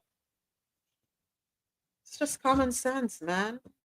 For every action, there's a reaction, negative or positive. Farmers take legal action over removal of climate data from USDA websites. According to dailyclimate.org, organic farmers and environmental groups sued the U.S. Department of Agriculture, alleging it unlawfully deleted climate-related data from its websites, stripping farmers of crucial resources for business planning. Are these the same farmers? Couldn't be the same farmers. No, not the same farmers. No, different. No, not the same farmers. In short, the Agriculture Department ordered the removal of climate-related content from its websites on January 30, leading to the deletion of data sets, interactive tools, and funding information relied on by farmers and researchers. At the same time, the agency froze funding for conservation and climate programs, making it harder for farmers to access promised financial support. The lawsuit, filed by Earth Justice and the Knight First Amendment Institute, claims the purge violates federal law and seeks to restore the deleted pages. So why does this matter? Really, why does it matter? Well, farmers across the country are facing increasingly volatile weather patterns, from prolonged droughts to sudden devastating floods. To navigate these challenges, they rely on long-term climate data, information that helps them make crucial decisions about planting, irrigation, and soil conservation. But when the data is restricted or removed, it can leave them struggling to plan for the future and to access funding designed to help mitigate climate risks. At stake is not just the ability of farmers to prepare for extreme weather, but also for the broader implications for scientific research and policy decisions. Without reliable data, agricultural experts warn efforts to develop sustainable farming practices and conservation strategies could be severely hindered. Well, I've seen a couple of videos where a lot of farmers are now regretting the decision as to how they voted. FAFO? Yeah, that's the season.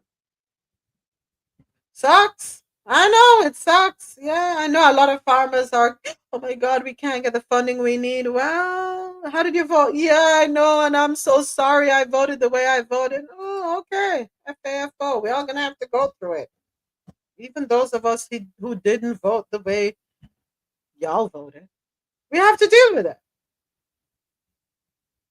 You put hate over humanity. And it is what it is. Now deal with the consequences. I'm sorry. It sucks. A lot of you are going to lose your farms. And these $5 million gold card holders are going to come in and swoop up that land and sit on it. But your process was, oh, we're going to be richer. Really? Oh, don't worry. A Republican lawmaker is proposing a $250 bill featuring your president that you voted for while your farms are dwindling down, while you're losing. Yep. Consequences of her decisions. Huh? Yeah. Consequences of her decisions. I saw a video and I'm here looking back for it. I don't know if it was removed, but oh, by the way, talking about consequences of her decisions. So guess who scored another government contract? Yeah, FAA partners with Elon Musk's Starlink for air traffic upgrades. Look at that. Huh. That's coincidental. Wasn't it just last month we had some serious, oh, by the way, as I'm a 10-story in a one, as we say in Jamaica. So did y'all see the one where planes or air traffic is delayed as whenever the president has to fly in and out of Washington? Yes. He don't want no crashes. He don't want no plane or any helicopters flying into Air Force One, whether it's the helicopter or the airplane. Yeah. Can't have that. I laughed at that one. I was like, why? But anyway, Yeah, so another contract. The Federal Aviation Administration has struck a deal to use SpaceX's Starlink satellite internet system to modernize its outdated IT networks, a move that's raising concerns about a potential conflict of interest for CEO Elon Musk. While the exact value of the contract has not been disclosed, SpaceX, which owns Starlink, relies heavily on federal funding, primarily through NASA contracts. The FAA confirmed the agreement in a social media post on Monday night, stating that it has begun testing Starlink terminals at 3 sites, one in Atlantic City, New Jersey, and 2 in Alaska. The full rollout is expected to include 4,000 terminals over the next 12 to 18 months, according to Bloomberg. Transportation Secretary Sean Duffy said he had spoken with Musk about rapidly improving air traffic infrastructure after the deadly crash involving a military helicopter and a regional jet near Washington, D.C. The contract with SpaceX is drawing scrutiny because Musk isn't just a businessman. He also holds a government position. As the head of the Department of Government Efficiency in the Trump administration, he's been pushing for deep cuts in federal spending, including at the FAA.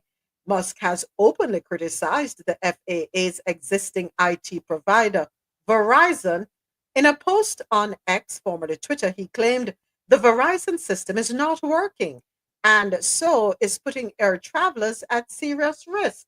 The FAA already has a contract with Verizon to upgrade its networks. Musk's government involvement goes beyond the FAA. His companies, SpaceX, Tesla, and others, are subject to oversight from agencies like the Securities and Exchange Commission, SEC, the National Highway Traffic Safety Administration, and others.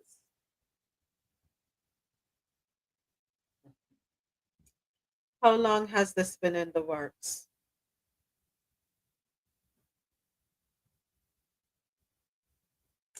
So he's literally relying on government contracts to sustain all his businesses while being the person who decides what contracts are canceled. And the Republicans refuse to act. Yeah. Yeah. I don't know. Consequences for actions. Consequences for actions is all we can say. All I can say, at least. It is what it is. We just keep on moving. We got to learn to pivot, I would say. Yeah. It's time for health and science news. We got to keep it moving. We can't dwell on things we can't control, right? Or can we control? Let's see what happens in 2 years. How people will go out to vote in 2 years. Let's see. Will they continue with this, or no. Let me retract that statement. Are people going to stay home and not go out and vote? Or are people going to vote the same way they did? Something that is concerning. Did you all see the video with the woman that was dragged out of the city hall? Y'all saw that video? And all the other women just stood around. I saw it. Jam, And I the see you, men. and I see you. I see that. I don't know why you don't see me. One thought, though, Jam. I said I saw it, and all the men stood around too. Mhm. But that's what they voted for, so that's what they're gonna get. But ja, even if the men don't do anything, the woman, not one woman, went up and said, "No, don't do this." Not one. I heard a few saying, "Oh my God," and No. But not one intervened physically. They watched that woman get dragged out. I think she's a doctor, no? Look, at the end of the day, they have done this to us for years. So now, if they unfortunately have to be a part of it, that's what they voted for. Now they're going to feel it. You never know what someone is going through until you walk in their shoes. Isn't that the saying? Mm-hmm. So now they're gonna understand. If that's the lesson that they need to get, so the world can change, then so be it.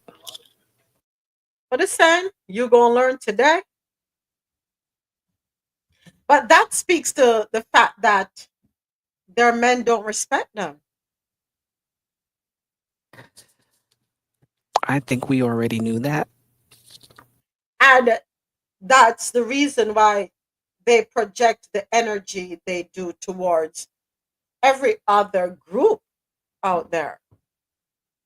Because they have no spine, they have no say, they have nothing. Nothing. A group of women stand there and watch two men drag a woman out. I mean, I tell you,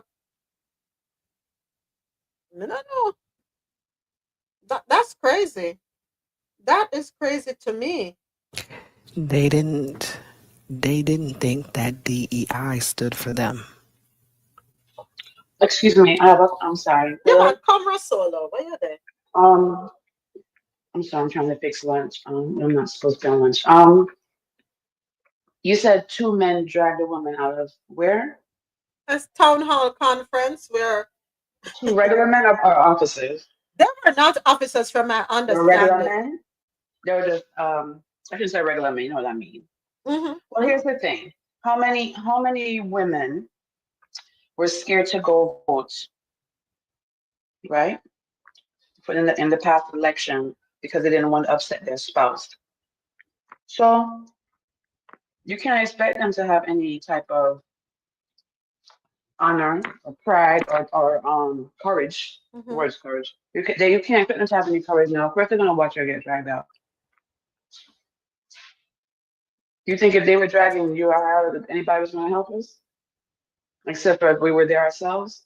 Everyone's a coward right now. Everybody's scared. Everybody's moving in fear.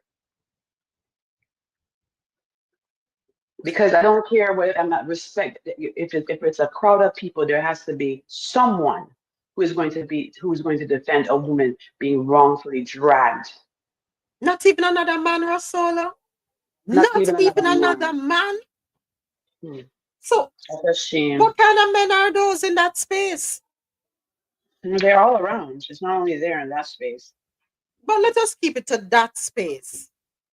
Not one man saw a problem with two men dragging this woman out. Not one man. They probably saw a problem, but they're cowards. So it's who them have strength for? Women. Women. I said it quickly, I said it loud. Women. Them afraid of them one another. Mm-hmm. Mm-hmm. It's unfortunate. It's unfortunate. Couldn't be me. They're not seeing you can hear about me on 5 o'clock news. I'm not watching anybody drive or anyone, my woman or child. It's just not in my spirit. Maybe ignorance, you can call it whatever. I'll protect who I am. And I'll deal with it later. But I'm not watching something like that happen and not do something. That's just not in me. I'll go off the fight. Period. And that's unfortunate that she had no one to defend her. And then the men that were there, I don't know if any of them had their wives there with them, but can you imagine? I want to know, what was the conversation that was had on the way home if their wives were there with them? What did the wives say to the man? I saw them afraid of them, man.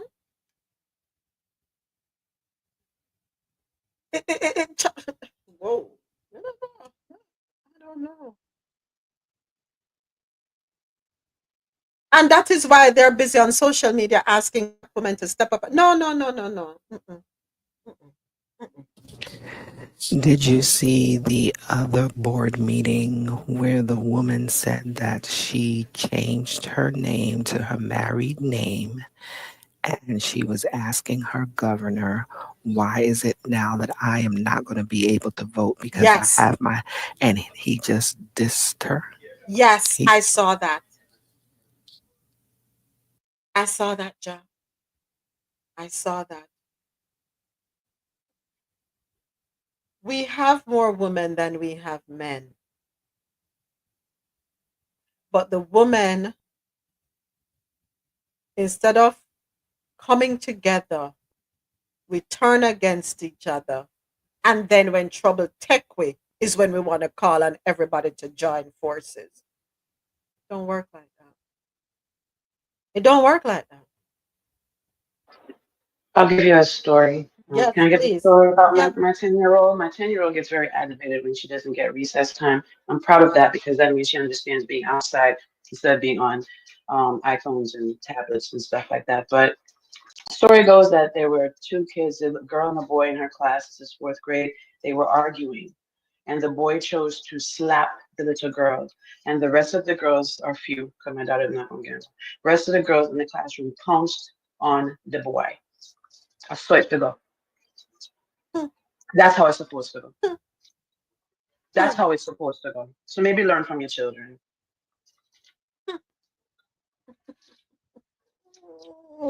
You see an injustice happening, you defend the person. There's no fear. And I know probably easier said than done, you know. I get that. I get it's probably easier said than done. But some things you just can't sit by and watch and then get in your car and talk about them the way home. I'm sorry. That's unacceptable. Because that's all you women did. Oh my gosh, did you see it, honey? I felt so sorry for her. I hope she's okay. Where was her husband? There was no one there to defend her. That's the conversation in the car amongst colleagues. You know what I remember, RoSolo, as you're talking, that night, when that security guard decided to put him hand on you and Yes, ma'am. That night. that night. Mm-hmm. And Mm-hmm. who was right there behind you?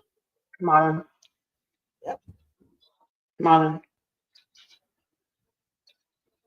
My husband was across the street somewhere. Marlon was behind me. Yeah, he went to get the car and whatever. yeah. Whatever. And Marlon was right there behind Right you. behind me. So when he swung and I swung, and then my other cousin was there, Dwight, to lift me up because I was going to a fight. Don't put your hands on me. I don't care who you are. If I didn't do anything wrong, don't put your hands on me. I mean, I care how big you're big. Never lose. I'm probably not know. But in the moment, I don't care. Yeah, Marlon and Dwight. I forgot Dwight was there too. Yeah. Mm-hmm. Right, that's up. Mm-hmm. Nope. Marlon was right next to me, behind me, the entire time until I got in that. I don't know who lift you up, if it's Marlon or Dwight. Look at one of them lift your ass up. Marlon lift me up. It may have been Marlon. I don't remember. Marlon can probably remember better. I know somebody lift me up because I wasn't budging, especially after he put his. And they protected you. Yes, they did. Yes, they did. Yes, they did. So those people in that town hall, no man never did it. No man never did it. Not even like a boy did it.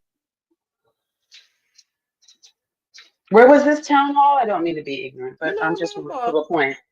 Was it the one up in Roswell? No, Roswell, Georgia was the one where she was dismissed. I'm not sure if it was that one, if it's that, but yeah, I have to go back and look for it. I just wanted to, see something for myself. Yeah, I'm gonna find it. I'm gonna find it. When I find it, let's send it back. Let's send it to your. Yeah, let me find it and send it to me. All right. Man, it was in Idaho. It was in Idaho. Thank you, AT. Thank you.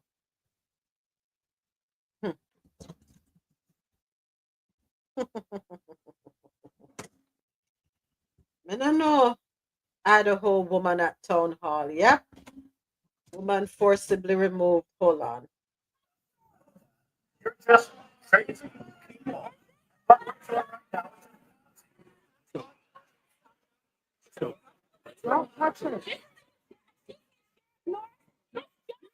Okay, so so one man in plain regular clothes, let's go.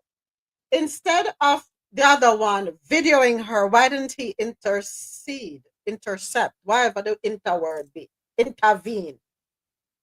He videos her. You need proof for the lawsuit.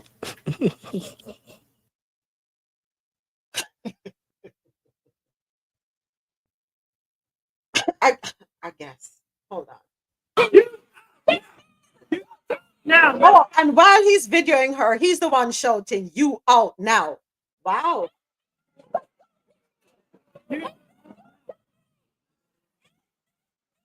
And there are other women. I'm gonna send it to you on TikTok. There are other women laughing. Other women laughing. Because them get thumped down every night and can't do nothing about it. You know what? Come on. That has to be it. Watch it. Sorry, but I'm on YouTube. I forgot I'm not on internet. Hey.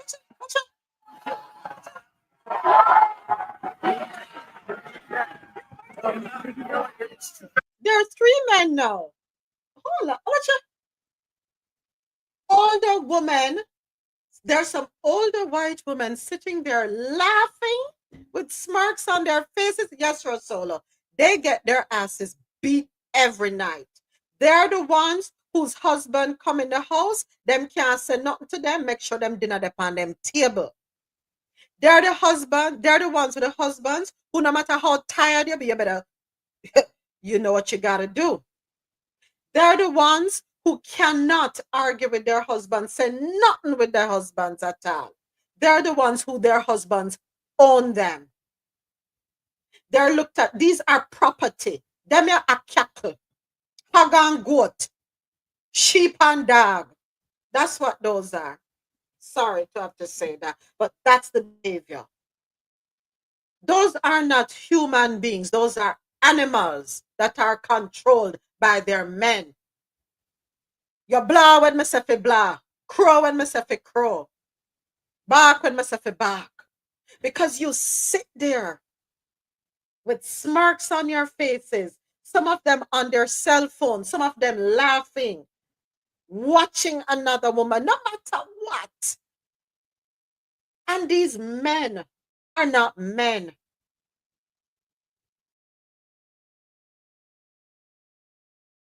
Says.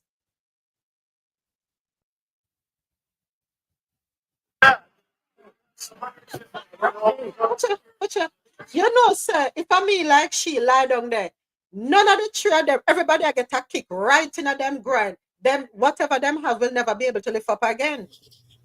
That's what I was thinking. Yes.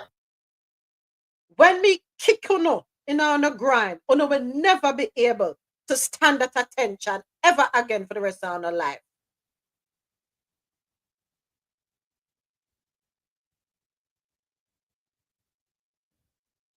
Oh.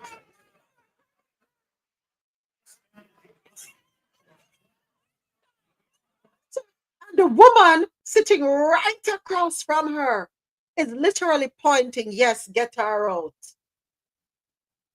Another woman. And all these I'm sorry, I missed your part. What was she? Why was she dragged out of the courthouse or the town hall meeting? She's a doctor speaking out against the anti-abortion rhetoric. Okay. Okay. All right. Oh, I met Miss Salad. All right.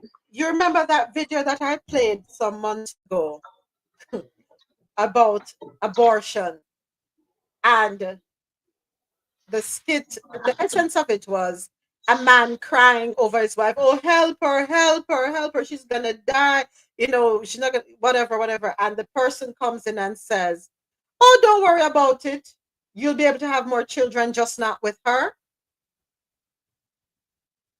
Handmaid's Tale, John, is that it? She's trying to protect other women, and the very women she's trying to protect are sitting there laughing and jeering. You never know when one of you are going to be in a position where you may have an ectopic pregnancy. You know what that is? Where the fetus is lodged in your fallopian tube, and there's nobody going to survive. Neither you nor the pitney. Both are not go dead. She's trying to say you will need an abortion. I pray none of you in there who were laughing and jeering at her will ever be faced with that situation. I pray none of the men in that space will ever be faced with a situation where they will have to watch their woman die with a child in utero. 2 deaths. Oh no, it sounds wicked. VH, as we would say in Jamaica. Wicked. I hope that your Becky or Katie or Sally, when defending their rights, never get dragged out of a room and people just watch them. How about that? How would you feel if it was your child? They don't care. Zero cares.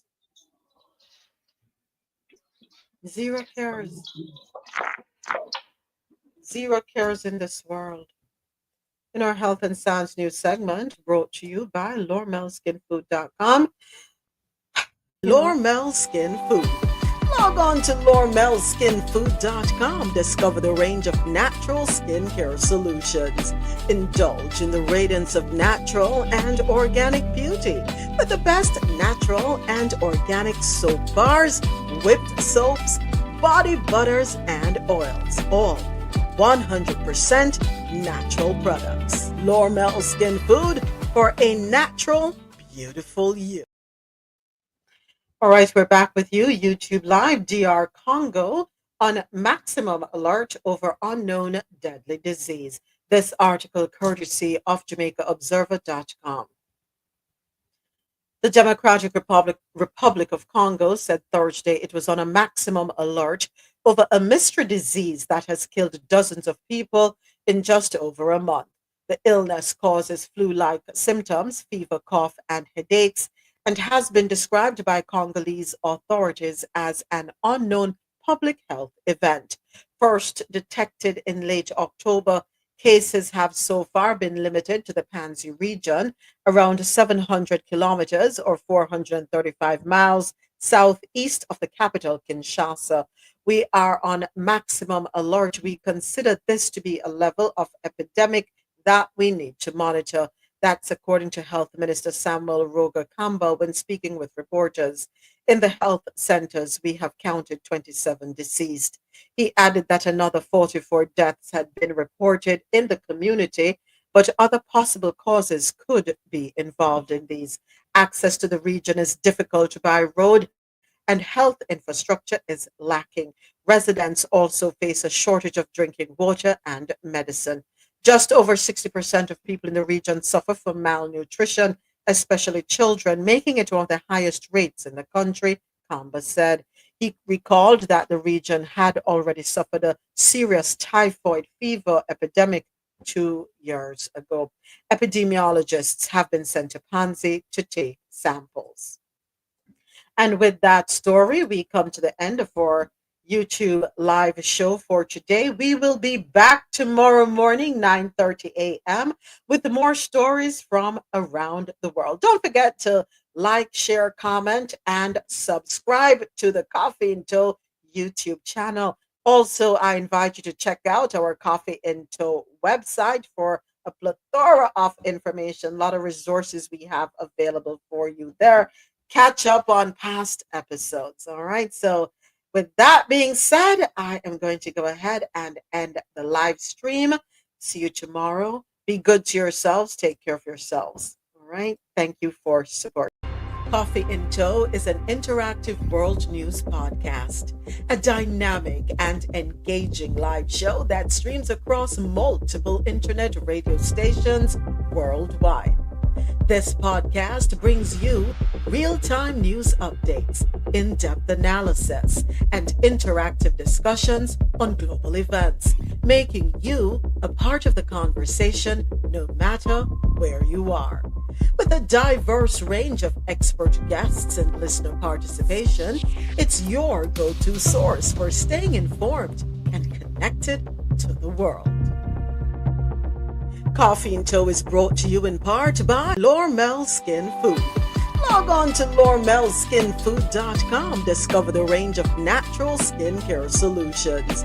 Indulge in the radiance of natural and organic beauty with the best natural and organic soap bars, whipped soaps, body butters, and oils. All 100% natural products. Lormel Skin Food for a natural, beautiful you. The world's best coffee from our farms to your cup. It's Grand Coffee House.